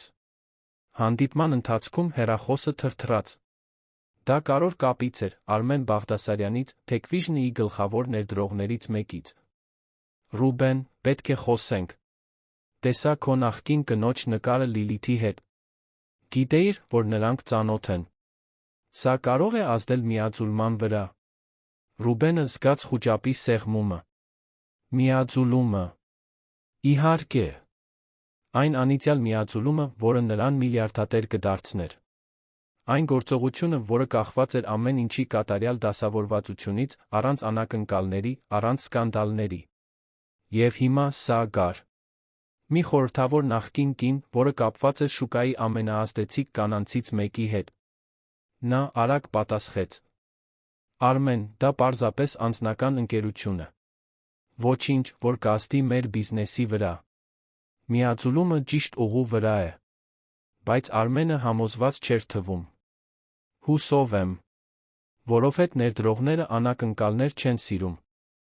Իսկ սա անակնկալի հոտ է տալիս։ Ռուբենը չոր կուլ տվեց։ Պետք էր վերահսկել այս իրավիճակը։ Պետք էր պարզել, թե ինչ է Մարինեն նախատեսում, եթե ընդհանրապես ինչ-որ բան է նախատեսում։ Նորից զանգահարեց Դավիթին, ինչ-որ բան գտա՞ր։ Այո, պարոն։ Ըստ երույթին Մարինեն օգնել է Լիլիթ Խաչատրյանին 5 տարի առաջ թվային անվտանգության մի գործով։ Դա զգալի աշխատանք է եղել։ Մեծ ներդրում է փրկել։ Երկուսը կապ են պահպանել այդ ժամանակվանից, բայց զուսպ կերպով։ Ռուբենը զգաց, թե ինչպես արյունը սառեց։ 5 տարի։ Մարինեն հարաբերություններ է պահպանել Լիլիթ Խաչատրյանի հետ 5 տարի, նա երբեք չէր իմացել։ Երբեք չէր կասկածել։ Ինչպես էր դա հնարավոր։ Բայց հետո հիշեց։ Հիշեց, թե ինչպես էր Մարինեն միշտ զուսպ իր մասնագիտական խոսակցությունների մասին։ Թե ինչպես նա ուներ կապեր, որոնք նա երբեք չէր ճանաչել։ Թե ինչպես իրականում նա երբեք շատ ուշադրություն չէր դարձրել դրան։ Որովհետև խորքում նա միշտ կարծել էր, որ Մարինեն մասնագիտորեն աննշան է։ Որ նա պարզապես իր օգնականն է։ Իր ստվերը։ Ինչպիսի։ Հիմար էր եղել։ Օրը լարված անցավ։ Նորությունները շարունակում էին ենթադրություններ անել։ Ավելի շատ բլոգերներ, ավելի շատ լրագրողներ, ավելի շատ մեկնաբանություններ։ Լուսանկարն արդեն միլիոնավոր դիտումներ ուներ։ Եվ հետո երեկոյան եկավ երկրորդ հարվածը։ Կարճ, գրեթե պատահական հարցազրույց Լիլիթ Խաչատրյանից մի բիզնես ամսագրի համար։ Լրագրողը հարցրել էր նրա վերջին ներդրումների, նրա ռազմավարությունների մասին։ Եվ Լիլիթը, այն էլեգանտ հաշվարկված ձով, որը բնորոշ էր նրան, նշել էր. Գիտեք, ես միշտ ներդրում եմ արել մարդկանց մեջ։ Ոչ միայն ընկերությունների։ Փայլուն մարդկանց մեջ, որոնք հաճախ թերագնահատվում են շուկայի կողմից։ Մի քանի տարի առաջ մի խորհրդատու փրկեց իմ ամենակարևոր ներդրումներից մեկը։ Այն ժամանակ նա գործնականում անտեսանելի էր։ Աշխատում էր կուլիսներում։ Բայց նրա տաղանդը անհերքելի էր։ Այսօր մենք միասին աշխատում ենք նոր նախագծերի վրա։ Եվ կարող եմ երաշխավորել, շուկան կզարմանա։ Լրագրողը, բնականաբար, հարցրեց, թե ով է այդ մարդը։ Լիլիթը ժպտաց։ Շուտով կիմանաք։ Բայց կարող եմ ասել, որ դա մեկն է, ով թվային անվտանգությունը գիտի քչերի պես։ Մեկը, ով տպավորիչ պատմություն ունի, նույնիսկ եթե մինչ այժմ անտեսանելի է եղել։ Հարցազրույցը վիրուսային դարձավ նույնիսկ ավելի արագ, քան լուսանկարը։ Եվ հիմա ենթադրությունները ուղիղ էին։ Մարինե Ավետիսյանը Լիլիթ Խաչատրյանի խորհրդավոր խորհրդատոն է։ Գործադիր տնօրենի նախկին կինը թաքնված կարիերա։ Ունի տեխնոլոգիայի ոլորտում։ Ամուսնալուծության մեջ զոհ դիտվող կինը կարող է թվային անվտանգության հանճար լինել։ Ռուբենը կարդաց ամեն ինչ, զգալով, թե ինչպես է հողը անհետանում իր ոտքերի տակից։ Ոչ։ Չէր կարող լինել։ Մարինեն չէր կարող լինել այն մեկը, ում Լիլիթը նկարագրում էր։ Թե կարող էր։ Նա սկսեց վերհիշել։ Բոլոր այն անգամները, երբ Մարինեն տեխնիկական խնդիրներ էր լուծել իր համար։ Բոլոր այն ճգնաժամերը, որոնք նա կառավարել էր։ Բոլոր այն կոդերը, որոնք նա գրել էր։ Եվ նա միշտ ամեն ինչ ներկայացրել էր որպես իր աշխատանք։ Միշտ վերցրել էր գովասանքը։ Որովհետև, ի վերջո, ընկերությունն իրենն էր։ Անունն իրենն էր։ Դեմքն իրենն էր։ Մարինեն պարզապես։ Նա այլս չէր կարողանում ավարտել միտքը։ Որովհետև սկսում էր գիտակցել, աճող սարսափով, որ գուցե երբեք իսկապես չէր ճանաչել Մարինեին։ Գուցե նա երբեք չէր եղել այն պարզ հնազանդ տնային տնտեսուհին, որը նա պատկերացնում էր։ Գուցե ամեն ինչ կեղծիք էր։ Եվ եթե այդպես էր, ուրիշ ինչ էր թաքնված։ Ուրիշ ինչ նա չգիտեր։ Յուլիան մտավ նրա աշխատասենյակ, թեքվիժն սուրճ բերելով։ Դու չափազանց լարված ես, սերս։ Հանգստացիր։ Դա պարզապես ինտերնետային բամբասանք է։ Շուտով կանցնի։ Բայց Ռուբենը չէր կարողանում հանգստանալ։ Որովհետև դա պարզապես բամբասանք չէր։ Դա ավելի մեծ բան էր։ Մի բան, որը նա զգում էր իր ներսում, բայց դեռ չէր կարողանում անվանել։ Դա այն կանխազգացումն էր, որ նա սարսափելի սխալ էր գործել, որ թերագնահատել էր մեկին, ում երբեք չպետք է թերագնահատեր, որ Մարինեի լռությունն ամուսնալուծության ժամանակ թուլություն չէր, դա ռազմավարություն էր։ Եվ հիմա նստած գործադիր տնօրենի աթոռին, շրջապատված հաջողությամբ, որը միշտ վերագրել էր միայն իրեն, Ռուբեն Մանուկյանը սկսում էր զգալ մի բան, որը տարիներով չէր զգացել։ Վախ։ Իրական խորը վախ, որ այն ամենը, ինչ կառուցել էր, պատրաստվում էր փլուզվել։ Որովհետև եթե Մարինեն իսկապես այն էր, ում Լիլիթն էր ենթադրում, եթե նա իսկապես ուներ այդ ուժը, այդ գիտելիքը, այդ կապերի ցանցը, ապա ի՞նչն էր խանգարում նրան ոչնչացնել իրեն։ Ի՞նչն էր խանգարում նրան ապացուցել, որ Թեքվիժնի հաջողության մեծ մասը երբեք իրենը չի եղել։ Ոչինչ։ Բացարձակապես ոչինչ։ Եվ այդ գիտակցումը, որը չափազանց ուշ էր գալիս, կլիներ նրա անկման սկիզբը։ Մարինեն այդ պահին համեստ բնակարանում փոքր ճամպրուկ էր պատրաստում։ Հաջորդ շաբաթ նա նորից կճանապարհորդեր։ Այս անգամ ոչ Դուբայ։ Դեպի Դիլիջան։ Որովհետև Լիլիթը արտասովոր բան էր կազմակերպել։ Հանդիպում 3 տարբեր նախարարությունների ներկայացուցիչների հետ, որոնք հետաքրքրված էին պետական համակարգերի համար թվային անվտանգության ծառայություններ պատվիրելով։ Եվ նրանք ուզում էին ծանոթանալ խորհրդավոր խորհրդատուի հետ։ Ուզում էին ծանոթանալ Մարինե Ավետիսյանի հետ։ Անտեսանելի կնոջ հետ, որը պատրաստվում էր դառնալ անհնարին անտեսելու համար։ Նա ծալեց մի բլուզ, դրեց ճամպրուկի մեջ ժպտաց։ Խաղը նոր էր սկսվում։ Լուսանկարը առաջին խաղաքարն էր։ Լիլիթի հարցազրույցը երկրորդը։ Եվ հաջորդ շաբաթներին կգար մնացածը։ Կգար ամբողջական ճշմարտությունը։ Կգար արդարությունը։ Կգար այն ամենը, ինչ նա լուռ պլանավորել էր, մինչ բոլորը նրան պարտված էին համարում։ Ռուբենը դեռ չգիտեր, բայց այն կայսրությունը, որը նա կարծում էր, թե միայն իրենն է, պատրաստվում էր բացահայտել իր իրական հիմքերը։ Եվ այդ հիմքերն ունեին անուն։ Ունեին դեմք։ Ունեին պատմություն։ Ունեին Մարինե Ավետիսյանի թվային ստորագրությունը յուրաքանչյուր կարոր կոդի տողի վրա։ Եվ երբ դա բացահայտվեր, երբ ամբողջ աշխարհն իմանար, ոչ մի փող, ոչ մի հմայք, ոչ մի գեղեցիկ ինֆլուենսեր չէր փրկի Ռուբենին պարզ կործանարար ճշմարտությունից։ Նա երբեք հանճար չի եղել։ Պարզապես ուրիշի աշխատանքի վաճառողն էր։ Եվ այդ ուրիշը հոգնել էր ստվերում մնալուց։ Գլուխ 3։ Հաջորդ շաբաթը փոփոխություն բերեց Երանի օդում։ Կամ գուցե դա միայն Մարինեն էր, որ ամեն ինչ այլ կերպ էր զգում։ Ամեն առավոտ արթնանում էր նորացված էներգիայով, այն համոզմունքով, որ վերջապես ճիշտ ուղու վրա է։ Կենտրոնի համեստ բնակարանն այլս այնքան փոքր չէր թվում։ Իրականում, սկսում էր ապաստանի նմանվել։ Մի վայր, որտեղ նա կարող էր լինել ինքն իրեն, հեռու սպասումներից, հեռու դատողություններից, հեռու այն արտաքին տեսքի կյանքից, որն ապրել էր այնքան երկար։ Չորեքշաբթի օրը Մարինեն մեքենայով ուղղորդվեց Դիլիջան։ Նա ճանապարհ ընկավ սովորական մեքենայով, ինչպես սովորական մարդ։ Ոչ ոք նրան չճանաչեց։ Ոչ ոք երկրորդ հայացք չնետեց այն կնոջ վրա, որը հագել էր ջինս, սպիտակ բլուզ, հարմարավետ սպորտային կոշիկներ։ Եվ հենց այդպես էր նա ուզում։ Դեռ ժամանակը չէր հայտնվելու։ Դեռ ժամանակը չէր, որ իրեն տեսնեին այնպիսին, ինչպիսին իրականում էր։ Նա հասավ Դիլիջան կեսօրվա ուժեղ արի տակ։ Տաքսի վերցրեց մինչ այն հյուրանոցը, որը Լիլիթը ամրագրել էր իր համար։ Դա շքեղ վայր չէր, բայց էլեգանտ զուսպ էր։ Բուտիկ հյուրանոց, անտառի տեսարանով։ Սենյակը ընդարձակ էր, ճաշակով ձավորված, ժամանակակիցի հարմարավետի խառնուրդ։ Մարինեն ճամպրուկը դրեց մահճակալի վրա, գնաց դեպի պատուհանը։ Դրսում կանաչապատ քաղաքը տարածվում էր անտառների լեռների մեջ։ Դիլիջանը միշտ հիացրել էր նրան։ Մի քաղաք, որը հայտնի էր իր բնությամբ, հանգստությամբ, կառուցված նպատակով, վճռականությամբ։ Ինչ-որ կերպ նա կապ էր զգում այդ վայրի հետ։ Նա նույնպես վերակառուցվում էր։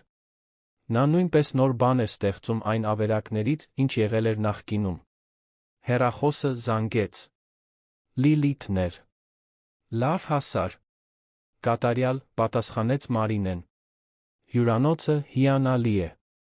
Շնորհակալ եմ ամեն ինչի համար։ Խնդրեմ, սիրելիս։ Վաղը առավոտյան ժամը 9-ին մեր հանդիպումն է բարձր տեխնոլոգիական արդյունաբերության նախարարության ներկայացուցիչների հետ։ Ժամը 2-ին Պաշտպանության նախարարության։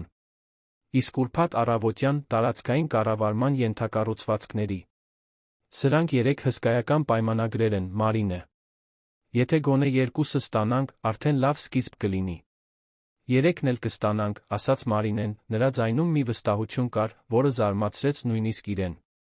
Լիլիթը ծիծաղեց։ Հիանում եմ քո այդ վստահությամբ։ Բայց հիշիր, դու պետք է տպավորես նրանց։ Այդ մարդիկ տեխնիկապես գրագետ են, փորձառու են։ Դատարկ խոսքեր չեն ընդունի։ Ես դատարկ խոսքեր չեմ ասում, Լիլիթ։ Ես խոսում եմ գիտելիքով։ Եվ դա նրանք կնկատեն։ Կատարյալ է։ Ուրեմն կհանդիպենք վաղը։ Ես կմնամ իմ տանը։ Ինչ որ բան լինի, զանգիր։ Մարինեն անջատեց հեռախոսը, նորից նայեց պատուհանից։ Գիտեր, որ հաջորդ 48 ժամերը վճռորոշ են լինելու։ Ոչ միայն պայմանագրեր կնքելու համար, այլ իր հեղինակությունը հաստատելու համար։ Շուկային կառավարությանը, ամբողջ երկրին ցույց տալու համար, որ նա ոչ ոքի ստվերը չէ։ Նա մասնագետ է։ Նա կոմպետենտ է։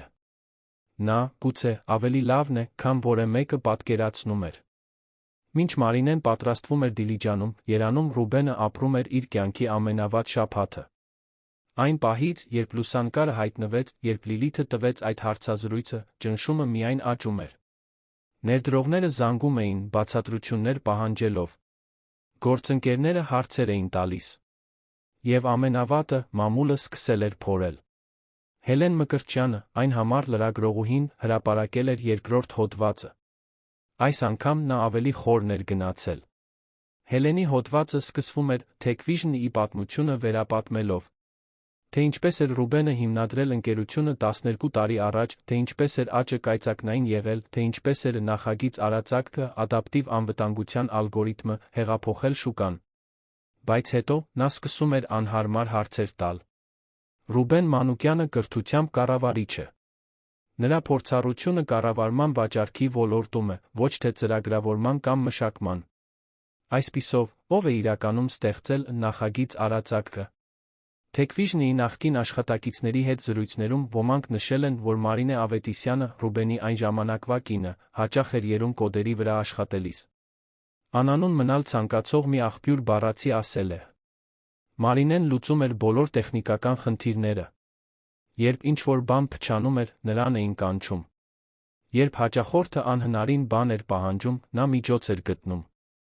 Բայց Ռուբենը միշտ լուծումները ներկայացնում էր որպես իրենը։ Հելենը շարունակում էր մեջբերել ավելի շատ անանուն աղբյուրներ։ Որոշ նախկին աշխատակիցներ հաստատում էին, որ Մարինեն խորը տեխնիկական գիտելիքներ ուներ։ Մյուսներն ասում էին, որ նա մասնակցում էր կարևոր հանդիպումների, բայց միշտ երկրորդ պլանում։ Եվ հետո լրագրողուհին կապում էր կետերը։ Եթե Մարինե Ավետիսյանը իսկապես ունի այն տեխնիկական պատմությունը, որը այս աղբյուրները ենթադրում են, եթե նա իսկապես այն խորհրդատուն է, որին նշել է Լիլիթ Խաչատրյանը, ապա մենք պետք է հարցնենք. ո՞րն է եղել նրա ճշգրիտ ներդրումը Techvision-ի հաջողության մեջ։ Եվ ինչու այդ ներդրումը երբեք հրապարակայնորեն չի ճանաչվել։ Հոդվածն ավարտվում էր սպասվող միաձուլման մասին նշումով։ Techvision-ը միաձուլման գործընթացում է ամերիկյան հսկա SecureNet-ի հետ, մի գործարք, որը գնահատվում է շուրջ 35 միլիարդ դրամ։ Գործարքը հիմնականում կախված է նախագիծ Արածակ-ի մտավոր սեփականությունից։ Այս նախագծի իրական հեղինակության վերաբերյալ ցանկացած հարցադրում կարող է պոտենցիալ վտանգել ամբողջ գործարքը։ Ռուբենը կարդաց հոդվածը 3 անգամ, զգալով, թե ինչպես է ստամոքսը շրջվում յուրաքանչյուր ընթերցումից։ Նախկին աշխատակիցները խոսում են։ Աղբյուրները տեղեկատվություն են արտահոսեցնում։ Եվ այն վերջին նախադասությունը, այն անիծյալ վերջին նախադասությունը միաձուլման մասին։ Հելենը հստակ գիտեր, թե որտեղ սեղմել։ Գիտեր, որ մտավոր սեփականության վերաբերյալ հարցադրումները ցանկացած գործադիր տնօրենի մղձավանջն են միաձուլման գործընթացում։ Եվ հիմա նա հրապարակայնորեն ցանում էր այդ կասկածները։ Նա զանգահարեց իր փաստաբանին, Կարեն Դավթյանին, Երանի լավագույններից մեկին կորպորատիվ իրավունքի ոլորտում։ Նրա ձայնը լարված դուրս եկավ։ Կարեն, տեսել ես Հելեն Մկրտչյանի հոդվածը։ Տեսել եմ, Ռուբեն։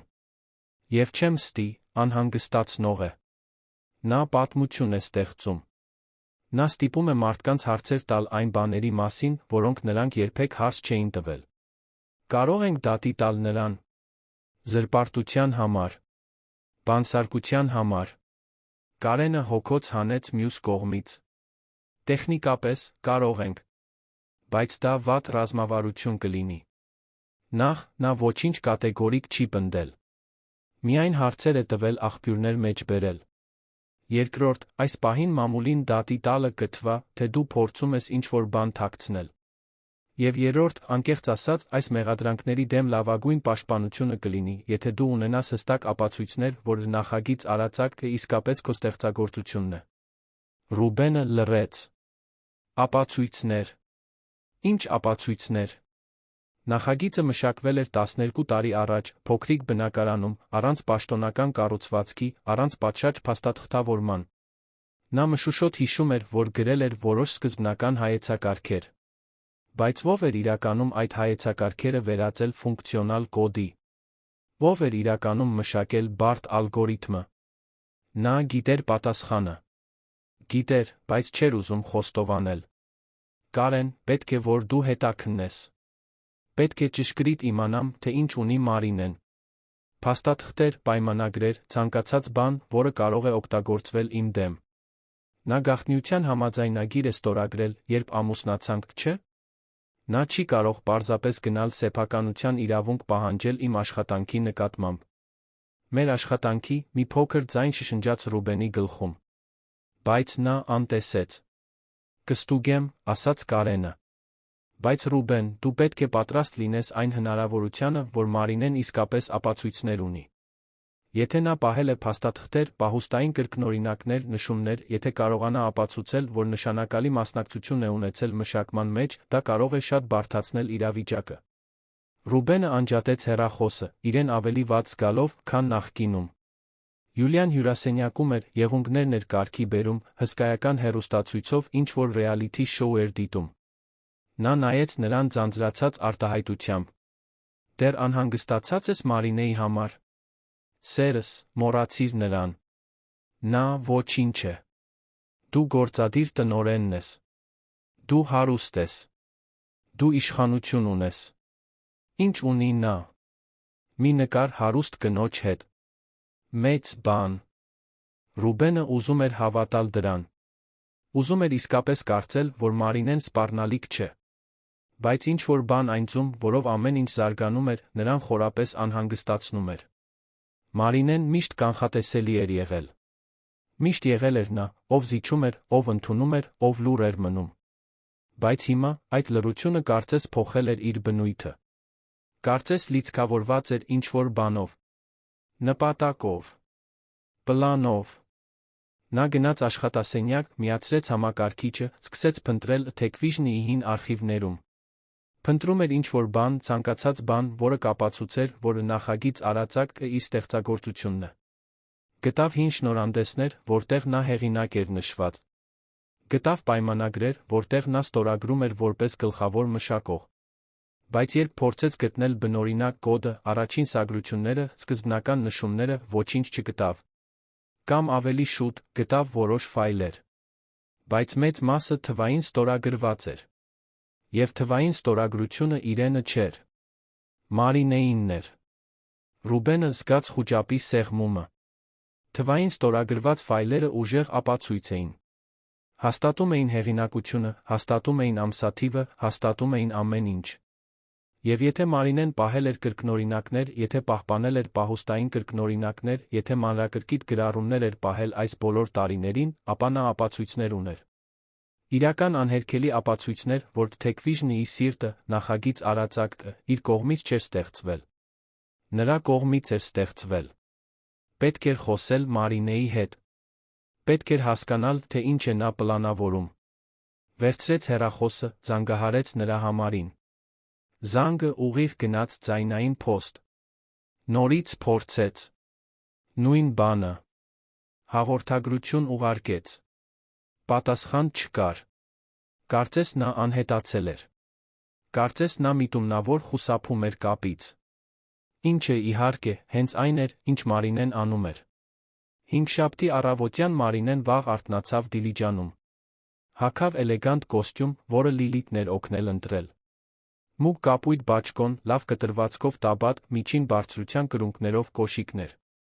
Մազերը հավաքեց բարդ կոկոնով։ Դրեց զուսպ, բայց պրոֆեսիոնալ շպար։ Երբ նայեց հայելու մեջ, տեսավ ուրիշ մեկին։ Այլս անտեսանելի Մարինեն չէր։ Այլս աննկատ կինը չէր։ Մասնագետն էր։ Խորհրդատուն։ Փորձագետը։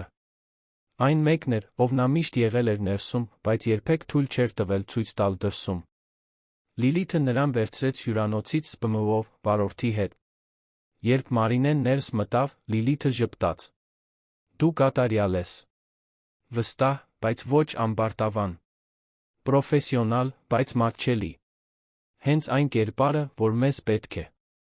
«Լավագույնից եմ սովորել», ասաց Մարինեն, պատասխանելով ժպիտին։ Նրանք հասան հանդիպման վայր հանդիպումից 15 րոպե առաջ։ Նրանց դիմավորեց մի օգնական, որը նրանց ուղեկցեց մի ընդարձակ ժողովների սենյակ, հսկայական օվալած սեղանով։ Կամաց-կամաց մասնակիցները սկսեցին գալ։ Կիբերանվտանգության տնօրեն, հատուկ նախագծերի համակարգող, տեխնիկական խորհրդատու։ Բոլորը միջին տարիքի տղամարդիկ կանայք, լուրջ արտահայտություններով, փաստաթղթերով լի պայուսակներով։ Անվտանգության տնօրենը, մի 50 տարեկան տղամարդ, անունը Պավել Հակոբյան, բացեց հանդիպումը։ Տիկին Խաչատրյան, շնորհակալ ենք ներկայության համար։ Եվ սա այն խորհրդատուն է, որի մասին նշել էիք։ Լիլիթը մատնացույց արեց Մարինեին։ Սա Մարինե Ավետիսյանն է, ադապտիվ թվային անվտանգության մասնագետ։ Նա կլինի տեխնիկական պատասխանատուն այն նախագծի համար, որը մենք առաջարկում ենք։ Պավել Հակոբյանը ուսումնասիրեց Մարինեին գնահատող հայացքով։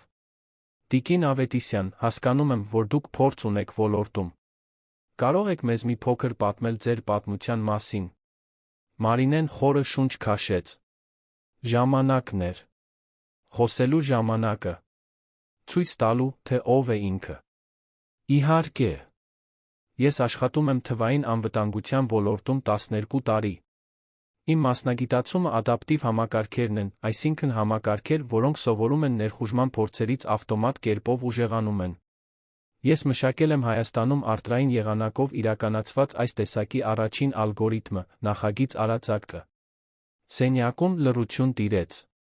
Պավել Հակոբյանը կնճռոտեց ճակատը։ Նախագիծ Արածակ։ Դա Tech-Vision-ի համակարգը չէ։ Պարոն Ռուբեն Մանուկյանի ընկերության։ Այո, հանգիստ ասաց Մարինեն։ Բայց նախագիծը մշակվել է իմ կողմից։ Ես ունեմ ամբողջ բնօրինակ փաստաթղթավորումը, ներառյալ թվային ստորագրված կոդերը, ձեռագիր նշումները, պահպանված պահուստային կրկնօրինակները։ Tech-Vision-ը արտրայնացրել է նախագիծը, բայց մտավոր ստեղծագործությունն իմն է։ Նախագծերի համակարգողը, մի 40 տարեկան կին, անունը Աննա, առաջ թեքվեց։ Սա լուրջ հայտարարություն է, տիկին Ավետիսյան։ Tech-Vision-ը Ռուբեն Մանուկյանին է ներկայացնում որպես Արածակ-ի ստեղծող բոլոր պաշտոնական փաստաթղթերում։ Գիտեմ, ասաց Մարինեն։ Եվ սա այն պատճառներից մեկն է, որի համար ես լքեցի ընկերությունը ամուսնությունը։ Իմ աշխատանքը չէր ճանաչվում։ Իմ ներդրումները անտեսվում էին։ Բայց հիմա ես պատրաստ եմ աշխատել անկախ, պատշաճ ճանաչումով։ Պավել Հակոբյանը հայացքներ փոխանակեց գործընկերների հետ։ Եվ դուք կարող եք դա ապացուցել։ Կարող եք ցույց տալ այդ ապացույցները։ Մարինեն բացեց իր պայուսակը, հանեց մի ֆլեշ գրիչ։ Այստեղ ամեն ինչ կա։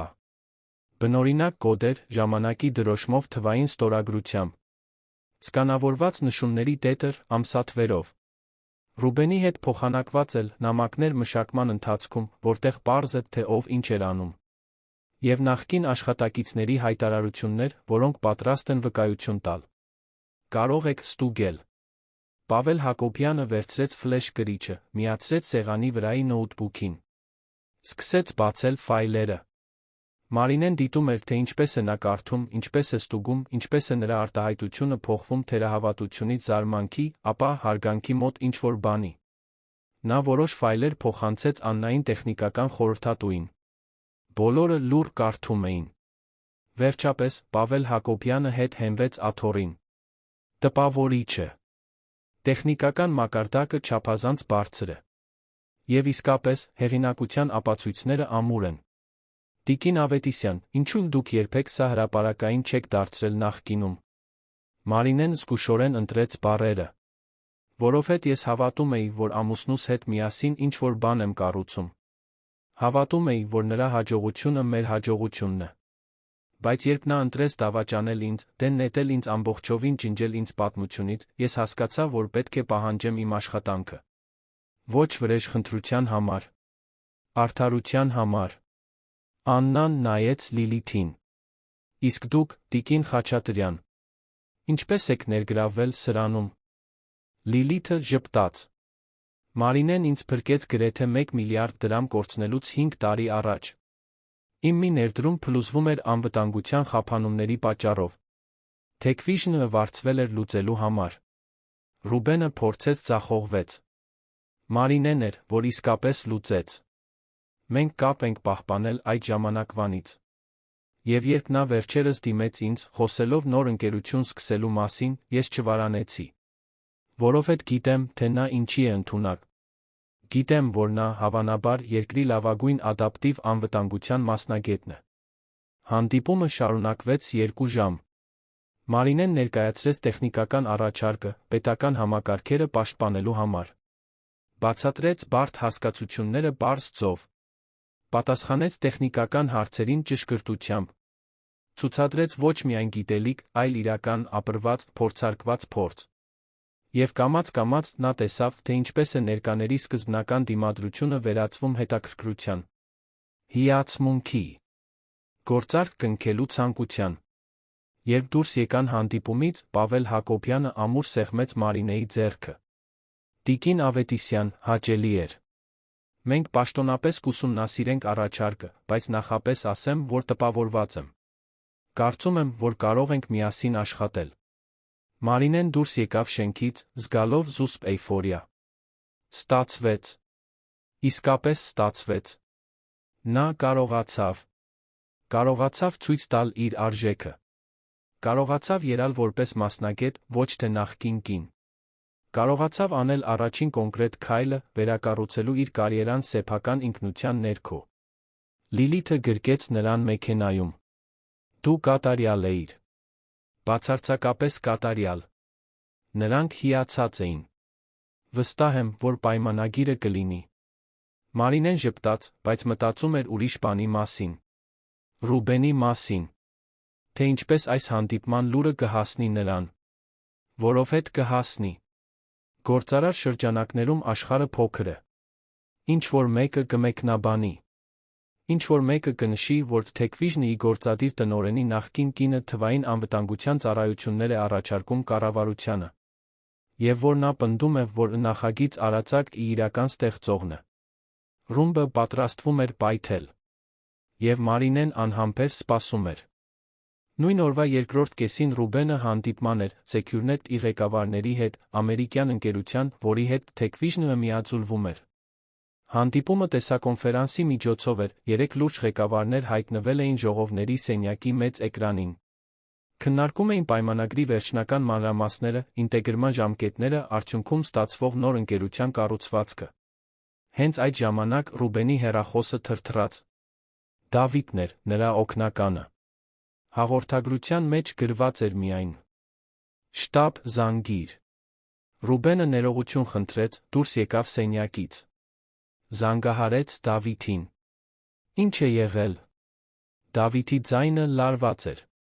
Պարոն Մանուկյան, մի տեղեկություն է հասել։ Ըստ երույթին, Մարինեն դիլիջանում է։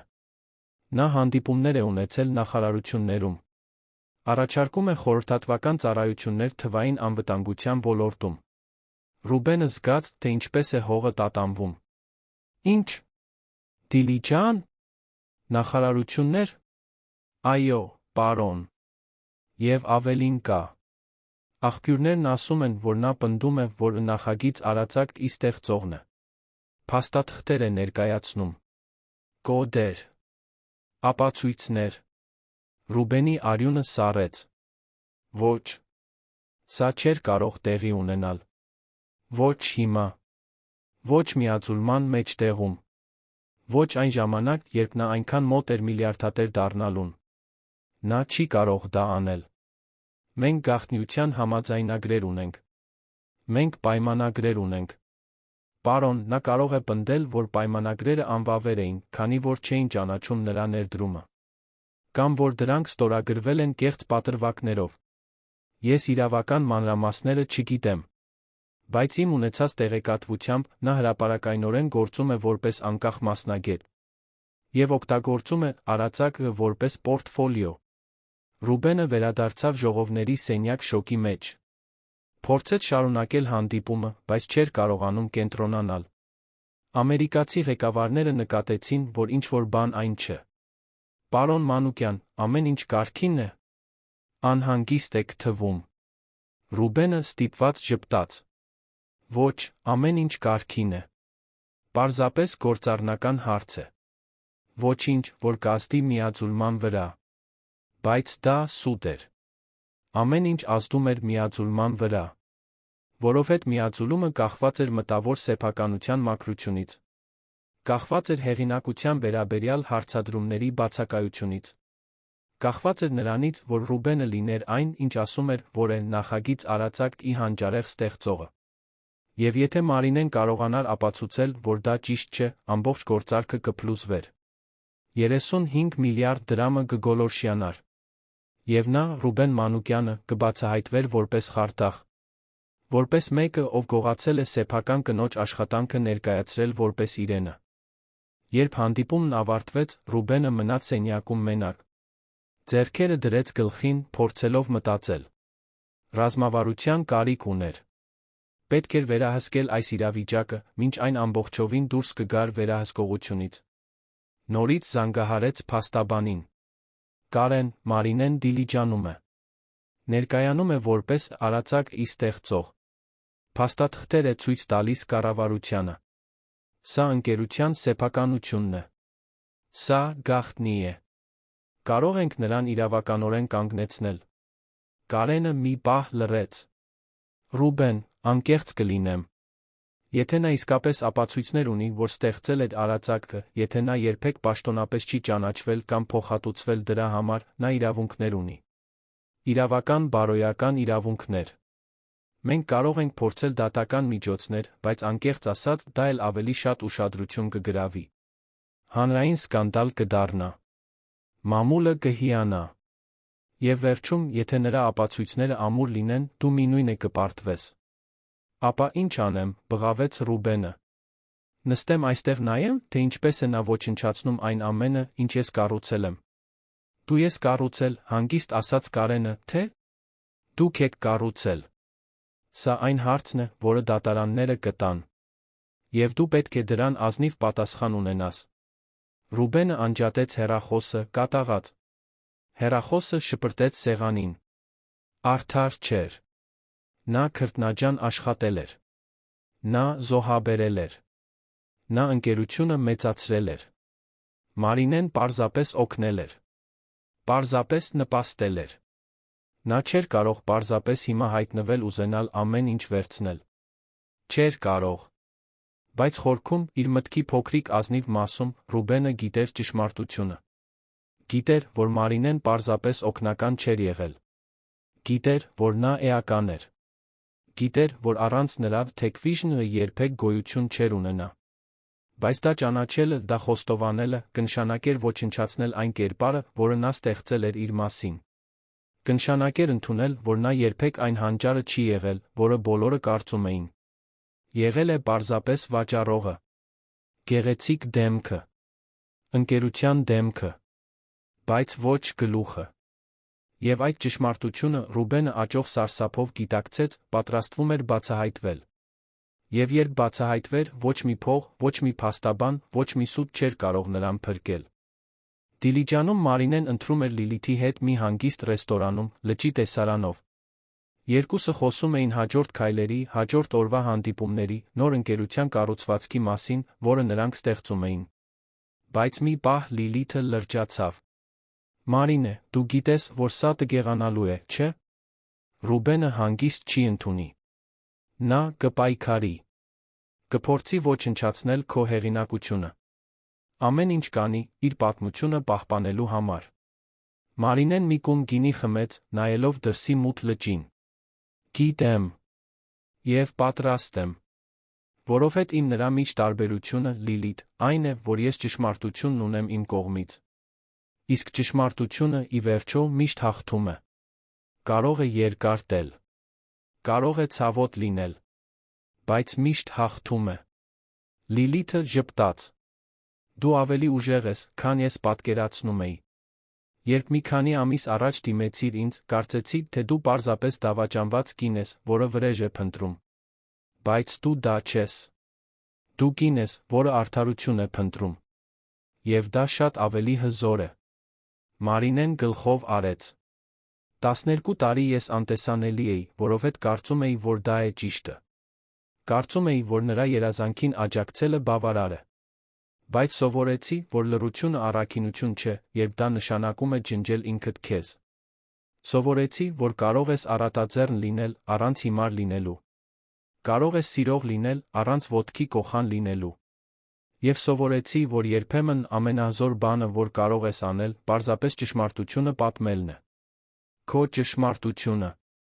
Առանց բղավելու։ Առանց հիստերիայի։ Պարզապես փաստերով։ Եվ դա այն է, ինչ դու անում ես, ասաց Լիլիթը։ Դու պատմում ես քո ճշմարտությունը։ Եվ աշխարհը լսում է։ Մարինեն նայեց իր արտացոլանքին պատուհանի ապակու մեջ։ Տեսավ մի կնոջ, որը տարբերվում էր 1 ամիս առաջվա կնոջից։ Ավելի ուժեղ։ Ավելի վստահ։ Ավելի ամբողջական։ Եվ մտածեց Ռուբենի մասին, հավանաբար հուսահատված երանում, փորձելով գտնել ուղիներ, իրեն վերահսկելու։ Իրեն լռեցնելու։ Իրեն անտեսանելի պահելու։ Բայց դրա համար չափազանց ուշ էր։ Մարինե Ավետիսյանն այլս անտեսանելի չէր։ Եվ երբեք այլս չէր լինի։ Գլուխ 4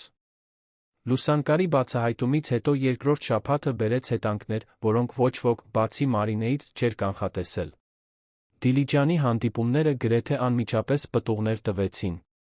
Ուրբաթ օրը բարձր տեխնոլոգիական արդյունաբերության նախարարությունը պաշտոնական պայմանագրի առաջարկ ուղարկեց Մարինեի Լիլիթի նոր ընկերությանը, Ավետիսյան-Խաչատրյան թվային անվտանգությունին։ Գումարը զգալի էր, բավարար, ամուր կառուցվածքով սկսելու համար։ Բայց փողից ավելի կարևոր էր այն, ինչ դա ներկայացնում էր։ Դա ճանաչում էր։ Դա վավերացում էր։ Դա Մարինեն էր, որը վերջապես երում էր որպես այն մասնագետը, որը միշտ եղել էր։ Պայմանագրի լուրը արագ տարածվեց, ինչպես ամեն ինչ տարածվում է պաշտոնական շրջանակներում։ Եվ երբ հասավ Երան, հասավ ցունամիի ուժով։ Հելեն Մկրտչյանը հրապարակեց ծավալուն հոդված, այս անգամ երկրի խոշորագույն թերթի տնտեսական բաժնի առաջին էջում։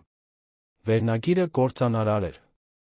Անտեսանելի կինը, որը կայսրություն ստեղծեց։ Ինչպես Մարինե Ավետիսյանը, գործադիր տնօրենի նախկին կինը, կարող էր լինել Թեքվիժնիի իրական միտքը։ Հոդվածը մանրակրկիտ հետազոտված էր։ Հելենին հաջողվել էր հարցազրույց վերցնել Թեքվիժնիի 5 նախկին աշխատակցից, որոնք բոլորը հաստատում էին, որ Մարինեն հիմնարար տեխնիկական դեր ուներ ընկերությունում։ Ներկայացնում էր հին նամակների հատվածներ, որտեղ Ռուբենը հուսահատ օգնություն էր խնդրում Մարինեից խնդիրներ լուծելու համար։ Ցույց էր տալիս մտավոր սեփականության գրանցումներ, որտեղ կարևոր կոդերը թվային ստորագրված էին նրա կողմից։ Եվ հետո, վերջնական ռումբը։ Փաստաթղթեր, որոնք ապացուցում էին, որ նախագիծ արածակը, Թեքվիժնիի սիրտը, ամբողջությամբ մշակվել էր Մարինե Ավետիսյանի կողմից 2013 թվականին, ընկերության պաշտոնական գրանցումից ամիսներ առաջ։ Ռեպորտաժը ներառում էր Մարինեի հայտարարությունը, տրամադրված էլ Փոստով։ 12 տարի ես աշխատել եմ ստվերում։ Հավատում էի, որ իմ այն ժամանակվա ամուսնու հետ միասին ինչ-որ բան եմ կառուցում։ Բայց երբ ամուսնությունն ավարտվեց, ես հասկացա, որ իմ ողջ աշխատանքը կջնջվի պատմությունից, որոշեցի, որ ժամանակն է պահանջել այն, ինչն իմն է իրավամբ։ Ես վրեժ չեմ փնտրում։ Ես փնտրում եմ արդար ճանաչում իմ մտավոր աշխատանքի համար։ Արձագանքն անմիջական պայթյունավտանգ էր։ Սոցիալական ցանցերում Մարինեի անունը դարձավ ազգային թրենդային թեմա։ Մեկնաբանները բուռն քննարկում էին։ Ոմանք նրան պաշտպանում էին որպես կանանց անտեսող համակարգի զոհ։ Մյուսները հարցնում էին, թե ինչու է նա այդքան երկար լուռ մնացել։ Բայց մեծամասնությունը, ճնշող մեծամասնությունը, ցնցված էր։ Ցնցված այն հնարավորությունից, որ Ռուբեն Մանուկյանը, փառաբանված գործադիր տնօրենը, տարվա գործարարը, տեխնոլոգիական հանճարը, կարող էր խարդախ լինել։ Որ այն ամենը, ինչ նա ներկայացնում էր որպես իրենը, իրականում գողացված աշխատանք էր կնոջից։ Ռուբենն այդ ուրբաթ առավոտյան արթնացավ պայթող հեռախոսով։ Զանգեր լրագրողներից, ներդրողներից, գործընկերներից, ընկերության խորհրդից, Securnet-ից, միաձուլման ամերիկացիներից։ Բոլորը բացատրություններ էին ուզում։ Բոլորը ուզում էին իմանալ, թե արդյոք դա ճիշտ է։ Արդյոք նա իսկապես գողացել էր նախկին կնոջ աշխատանքը։ Արդյոք Թեքվիժնի մտավոր սեփականությունը վտանգված էր։ Նա փորձեց հերքել։ Այդ երեկոյան մամուլի ասուլիս հրավիրեց, որտեղ կարդաց իր փաստաբանների կողմից պատրաստված հայտարարությունը։ Մարինե Ավետիսյանը իմ կինն է եղել 12 տարի։ Նա ինձ աջակցել է, ինչպես յուրաքանչյուր կին աջակցում է իր ամուսնուն։ Բայց Թեքվիժնը իմ աշխատանքի, իմ տեսլականի, իմ նվիրվածության արդյունքն է։ Նախագիծ արածակ մտաղացվել մշակվել է իմ կողմից։ Խորապես ցավում եմ, որ Մարինեն խեղաթյուրում է փաստերը, ֆինանսական օգուտ փնտրելով։ Բայց Ռուբենի պաշտպանությունը թույլ հնչեց։ Հուսահատ հնչեց։ Եվ ավելի վատ, հեշտությամբ հերքվեց։ Որովհետև Մարինեն, որը ամիսներ շարունակ պատրաստվել էր այս պահին, պատասխանեց ոչ թե բառերով, այլ ապացույցներով։ Նույն երեկոյան նա թույլատրեց, որ Հելեն Մկրտչյանը հրապարակի ամբողջական փաստաթղթերը։ Նախագիծ արածակ ի բնօրինակ նշումների տետրը, Մարինեի ձեռագրով 2013 թվականի ամսաթվով։ Նամակներ, որտեղ Ռուբենը խոստովանում էր, որ չի հասկանում տեխնիկական հասկացությունները, մանրամասն բացատրություններ էր խնդրում Մարինեից։ Մուտքի գրառումներ, որոնք ցույց էին տալիս, որ Մարինեն աշխատում էր ընկերության սերվերներում մինչ ուշ գիշեր, մինչ Ռուբենը ընթրիքների միջոցառումների էր։ Եվ վերջապես, վերջնական հարվածը։ 3 տարի առաջվա ձայնագրություն, որտեղ Ռուբենը, մի ներդրողի հետ անձնական զրույցում, բառացի ասում էր. Արածակը չափազանց բարդ է, որ ես մանրամասն բացատրեմ։ Ով իսկապես հասկանում է դրանից, Մարինեն է։ Նա է տեխնիկական գլուխը։ Ես պարզապես գեղեցիկ դեմքն եմ, որը վաճառում է։ Ձայնագրությունը րոպեների ընթացքում վիրուսային դարձավ։ Այն կիսվեց միլիոնավոր անգամներ։ Մեմ դարձավ։ Վերնագիր դարձավ։ Դարձավ անհերքելի ապացույց, որ Ռուբեն Մանուկյանը միշտ իմացել է, որ Մարինեն է տեխնոլոգիայի հետում կանգնած միտքը։ Եվ որ նա, գիտակցաբար, ջնջել է այդ ներդրումը, ամբողջ գովասանքը վերցնելու համար։ Ռուբենի անկումը արագ դաժան էր։ Շաբաթ առավոտյան Securnet-ը պաշտոնական հայտարարություն տարածեց, կասեցնելով միաձուլումը, մինչ մտավոր սեփականության հարցերը կպարզվեն։ Շաբաթ օրը Թեքվիժնի 3 խոշոր ներդրողներ պահանջեցին Ռուբենի անհապաղ հեռացումը գործադիր տնօրենի պաշտոնից։ Կիրակի օրը վարչության խորհուրդը հավաքվեց արտակարգ նիստի։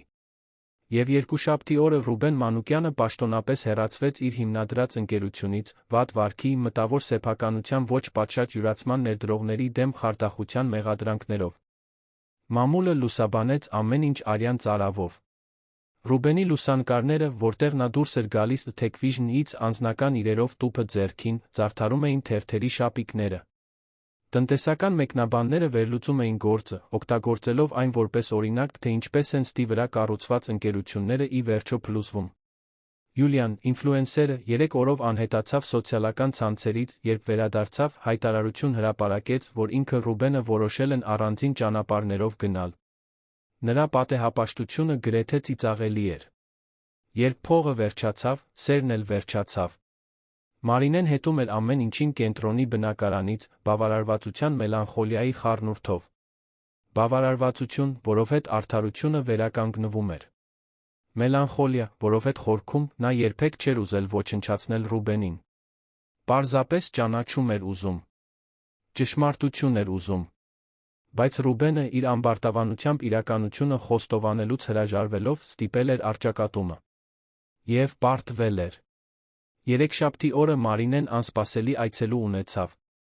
Պարոն Պետրոսյանն էր, փաստաբանը, որը նրան ներկայացրել էր ամուսնալուծության ժամանակ։ Նա անհարմար էր զգում։ Մարինե, ես պետք է ներողություն խնդրեմ։ Այնքան էի պնդում, որ դու պայքարես, որ վիճես։ Իսկ դու լուռ մնացիր։ Ես կարծում էի, որ դու սարսափելի սխալ ես գործում։ Բայց հիմա հասկանում եմ։ Դու հստակ գիտեիր, թե ինչ ես անում։ Լռությունը թուլություն չէր։ Դա ռազմավարություն էր։ Մարինեն սուրճ առաջարկեց, նստեց նրա հետ խոհանոցի փոքրիկ սեղանի մոտ։ Պարոն Պետրոսյան, ես չարություն չեմ պահում։ Դուք ձեր աշխատանքն էիք անում։ Բայց ես պետք է իմ ձով անեի։ Պետք է սպասեի ճիշտ պահի։ Եթե պայթեի ամուսնալուծության ժամանակ, եթե հրապարակայնորեն վիճեի այդ պահին, կլինեի պարզապես դավաճանված դառնացած կին։ Ոչ ոք լուրջ չէր ընդունի։ Բայց սպասելով, անկախ իմ հեղինակությունը կառուցելով, իմ արժեքը ցույց տալով, նախքան ճշմարտությունը բացահայտելը, ես փոխեցի պատմությունը։ Ես այլս զոհը չեմ։ Ես կոմպետենտ մասնագետն եմ, որին անարդարացիորեն վերաբերվել են։ Եվ դա ամեն ինչ փոխում է։ Պարոն Պետրոսյանը գլուխը թափահարեց, հիացած։ Դուք ավելի խելացի եք, քան ես երբեք պատկերացրել եմ։ Եվ սա ասում եմ որպես հաճոյախոսություն։ Երբ նա գնաց, Մարինեն մնաց մտածելու։ Խելք, ռազմավարություն, վրեժ։ Մարդիկ օգտագործում էին այս բառերը, նկարագրելու այն, ինչ նա արել էր։ Բայց խորքում Մարինեն գիտեր, որ դա ավելի պարզ էր։ Դա արժանապատվության մասին էր։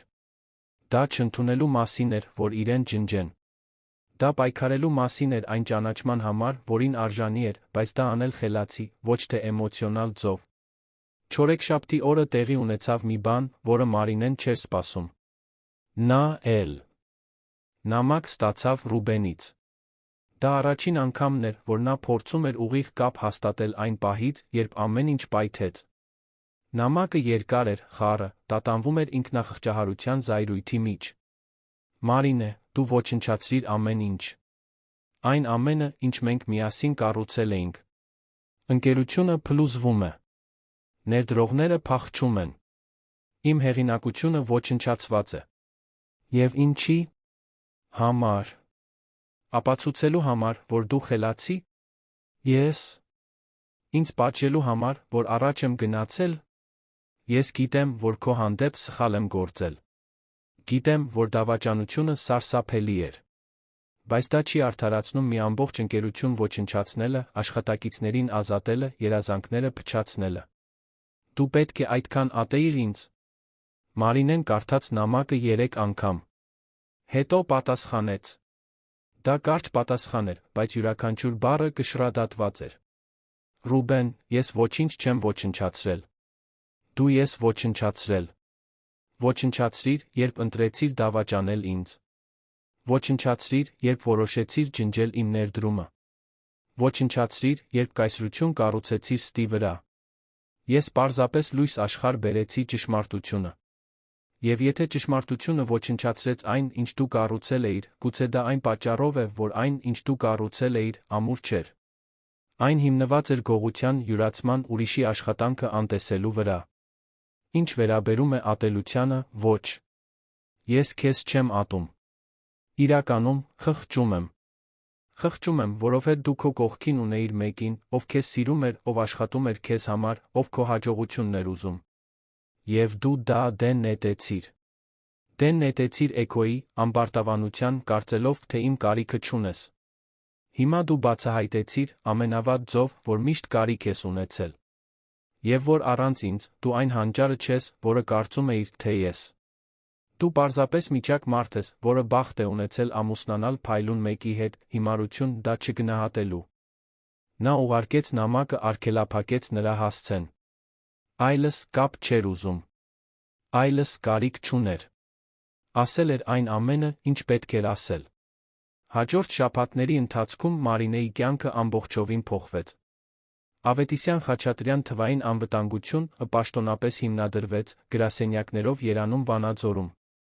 Նրանք կնքեցին ոչ միայն պետական պայմանագրերը, այլ գործընկերություններ 3 խոշոր բանկերի 2 բազմազգ ընկերությունների հետ։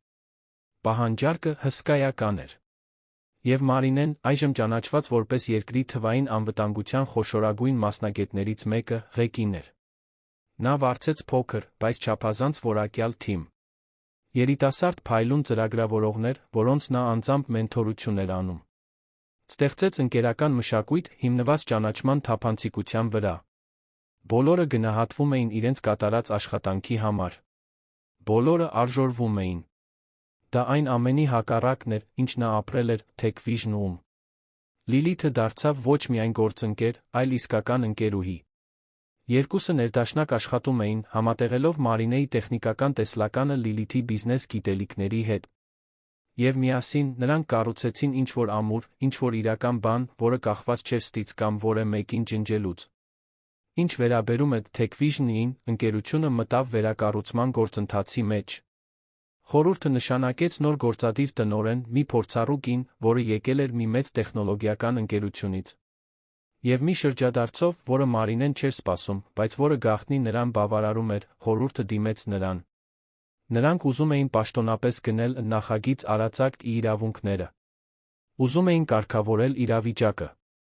Ուզում էին ճանաչել պաշտոնական հրապարակային, որ Մարինե Ավետիսյանը այն ալգորիթմի իրական ստեղծողն է, որը ընկերությանը արժեքավոր էր դարձրել։ Մարինեն համաձայնեց վաճառել իրավունքները, բայց արդար գնով։ Ոչ չափազանցված, ոչ վրեժխնդիր։ Պարզապես արդար։ Եվ մի պայմանով, որ ապագա բոլոր փաստաթղթերում, բոլոր գովազդային նյութերում, բոլոր շնորհանդեսներում հստակ նշվի, որ նախագիծ արածակը ստեղծվել է Մարինե Ավետիսյանի կողմից։ Նրա անունը, նրա ճանաչումը, նրա պատմությունը։ Համաձայնագիրը կնքվեց հոկտեմբերին, ամուսնալուծությունից 6 ամիս անց։ Մարինեն ստորագրեց թղթերը նույն գրասենյակում, որտեղ ստորագրել էր ամուսնալուծության թղթերը։ Բայց այս անգամ նրան ուղեկցում էր իր սեփական փաստաբանների թիմը։ Նա հագել էր էլեգանտ կոստյում, որն ինքն էր գնել իր աշխատած փողով։ Եվ ժպտում էր։ Ոչ վրեժխնդրության ժպիտ։ Խաղաղության ժպիտ։ Ավարտի։ Արդարության վերականգնման։ Երբ այդ երեկոյան դուրս եկավ գրասենյակից, Մարինեն քայլում էր հյուսիսային պողոտայով, զգալով մի բան, որը տարիներով չէր զգացել։ Թեթություն։ Կարծես հսկայական բեռ էր հանվել ուսերից։ Այնքան երկար ժամանակ նա կրել էր անտեսանելի լինելու բեռը։ Լուռ ուժը լինելու։ Տեսնելու, թե ինչպես է իր աշխատանքը վերագրվում ուրիշին։ Եվ հիմա, վերջապես, նա ազատ էր։ Ճանաչված էր։ Ինքն իրեն էր, ամբողջությամբ։ Վերցրեց հեռախոսը, զանգահարեց մորը։ Տիկին Սոնան պատասխանեց երկրորդ զանգին, ձայնը լի հպարտությամբ։ Աղջիկս, տեսա նորությունը։ Դու կարողացար։ Իսկապես կարողացար։ Կարողացա, մամ։ Կարողացա արդարության հասնել։ Կարողացա ճանաչում ստանալ։ Կարողացա ապացուցել, որ լռությունը թուլություն չէ։ Երբեմն դա ամենահզոր զենքն է, որ գոյություն ունի։ Տիկին Սոնան ծիծաղեց։ Ես միշտ գիտեի, որ դու յուրահատուկ ես, Մարինե։ Միշտ գիտեի, որ դու ավելի ուժեղ ես, քան թույլ էիր տալիս թվալ։ Հայրդ կհպարտանար։ Մարինեն զգաց, թե ինչպես են աչքերը խոնավանում։ Շնորհակալ եմ, մամ։ Ամեն ինչի համար։ Որ միշտ հավատացել ես ինձ, նույնիսկ երբ ես ինքս էի կասկածում։ Անջատելուց հետո Մարինեն շարունակեց քայլել։ Անցավ այգու կողքով, որտեղ զույգերը ձեռք-ձեռքի տված քայլում էին, երեխաները վազվզում էին ծառերի միջ։ Անցավ փողոցային վաճառողների կողքով, որոնք քաղցրավենիք ջուր էին առաջարկում։ Անցավ փողոցային երաժիշտների կողքով, որոնք կիթառ էին նվագում։ Քաղաքն ապրում էր իր ռիթմով, անտարբեր յուրաքանչյուրի անձնական դրամաների նկատմամբ։ Եվ դրանում ինչ-որ մխիթարական բան կար։ Կյանքը շարունակվում էր։ Միշտ շարունակվում էր։ Մարինեն մտածեց Ռուբենի մասին։ Աղբյուրներից իմացել էր, որ նա ապրում է Արաբկիրում վարձով բնակարանում, շատ ավելի փոքր, քան Պենթհաուսը։ Յուլիան լքել էր նրան, ինչպես կանխատեսելի էր։ Նա կորցրել էր իր պաշտոնը Techvision-ում, կորցրել էր միլիարդանոց միաձուլումը, կորցրել էր հեղինակությունը։ Ոմանք կասեին, որ նա կորցրել է ամեն ինչ։ Եվ գուցե այդպես էլ կար։ Բայց Մարինեն դրանից հաճույք չէր զգում։ Նրա անկման մեջ հաղթանակ չէր զգում։ Զգում էր միայն հաստատումը, որ գործողությունները հետանքներ ունեն։ Որ չի կարելի ստի վրա ամրոցներ կառուցել, առանց որ դրանք ի վերջո փլուզվեն։ Նա չգիտեր, թե ինչ կլինի Ռուբենի հետ այսուհետ։ Գուցե նա վերակառուցի իր կյանքը։ Գուցե դա սքաղի։ Գուցե ավելի լավ մարդ դառնա։ Կամ գուցե շարունակի ուրիշներին մեղադրել սեփական ընտրությունների համար։ Դա այլս նրա խնդիրը չէր։ Ռուբենը անցյալ էր։ Իսկ Մարինեն ամուր կենտրոնացած էր ապագայի վրա։ Մեկ ամիս անց նոյեմբերին տեղի ունեցավ մի բան, որը կատարելապես խորհրդանշում էր Մարինեի նոր փուլը։ Նրան հրավիրեցին դասախոսություն կարդալու նույն համալսարանում, որտեղ սովորել էր ԵՊՀ-ում։ Թեման էր կանայք տեխնոլոգիայում դժվարությունների հաղթահարում մասնագիտական ճանաչում։ Մարինեն ընդունեց հրավերը նյարդայնության ոգորության խառնուրդով։ Դա առաջին անգամն էր, որ նա հրապարակայնորեն կխոսեր ամբողջ պատմության մասին։ Դասախոսության օրը դահլիճը լեփ-լեցուն էր։ Ավելի քան 500 մարդ, ուսանողներ, դասախոսներ, ոլորտի մասնագետներ, լրագրողներ։ Մարինեն բարձրացավ բեմ, հագին պարզ կապույտ զգեստ, մազերն արձակ, առանց աչքի ընկնող զարդերի։ Նա շքեղության կարիք չուներ։ Նրա պատմությունը խոսում էր իր փոխարեն։ Սկսեց հանգիստ պատմելով իր կրթության, թե ինչպես է սիրահարվել ծրագրավորմանը, առաջին նախագծերի մասին։ Հետո ամուր ձայնով պատմեց Ռուբենի հետ ամուսնության, թե ինչպես է աջակցել նրա երազանքներին, թե ինչպես է իր աշխատանքը աստիճանաբար անտեսվել։ Խոսեց դավաճանության, ամուսնալուծության, թղթերը լուր ստորագրելու որոշման մասին, մինչ բոլորը պայթյուն էին սպասում։ Եվ հետո նա բացատրեց ռազմավարությունը։ Թե ինչպես էր պլանավորել յուրաքանչյուր քայլ։ Թե ինչպես էր անկախ հեղինակություն կառուցել, նախքան ճանաչում պահանջելը։ Թե ինչպես էր օգտագործել ապացույցներ, ոչ թե էմոցիաներ, իր պատմությունը պատմելու համար։ Թե ինչպես էր այն, ինչ թվում էր պարտություն, վերածել հաղթանակի, համբերության խելքի միջոցով։ Դահլիճի մեծ մասը արցունքների մեջ էր, երբ նա ավարտեց։ Ուսանողները, հատկապես կանայք, հերթ էին կանգնել խոսափողի մոտ, հարցեր տալու։ Մի 20 տարեկան երիտասարդ աղջիկ, դողացող ձայնով, հարցրեց. Մարինե, ինչպես գտար ուժ չհանձնվելու համար։ Չընդունելու այն պատմությունը, որ դու պարզապես լավ կին էիր։ Մարինեն մի պահ մտածեց։ Ես ուժ գտա, հիշելով, որ ես չէի սահմանվում նրանով, ինչ ուրիշները մտածում էին իմ մասին։ Որ իմ արժեքը կախված չէր արտաքին ճանաչումից։ Ես գիտեի, թե ով եմ։ Գիտեի, թե ինչ եմ արել։ Եվ գիտեի, որ ճշմարտությունը ի վերջո լույս աշխարհ կգա։ Պարզապես պետք էր համբերատար ռազմավարական լինել։ Եվ հավատալ ինքս ինձ, նույնիսկ երբ ուրիշ ոչ ոք չէր հավատում։ Մեկ այլ հարց եկավ միջին տարիքի մի տղամարդուց։ Կարծում եք, որ գործել եք վրեժխնդրությամբ, թե արդարությամբ։ Մարինեն ժպտաց։ Սկզբում, խոստովանում եմ, ցավի տար կար։ Ցանկություն, որ Ռուբենը զգա այն, ինչ ինձ ստիպեց զգալ։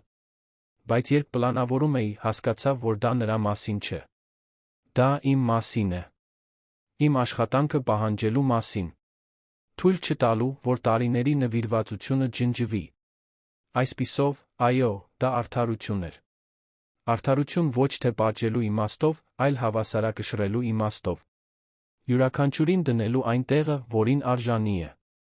Դասախոսությունն ավարտվեց երկար, ոտքի վրա ծափահարություններով։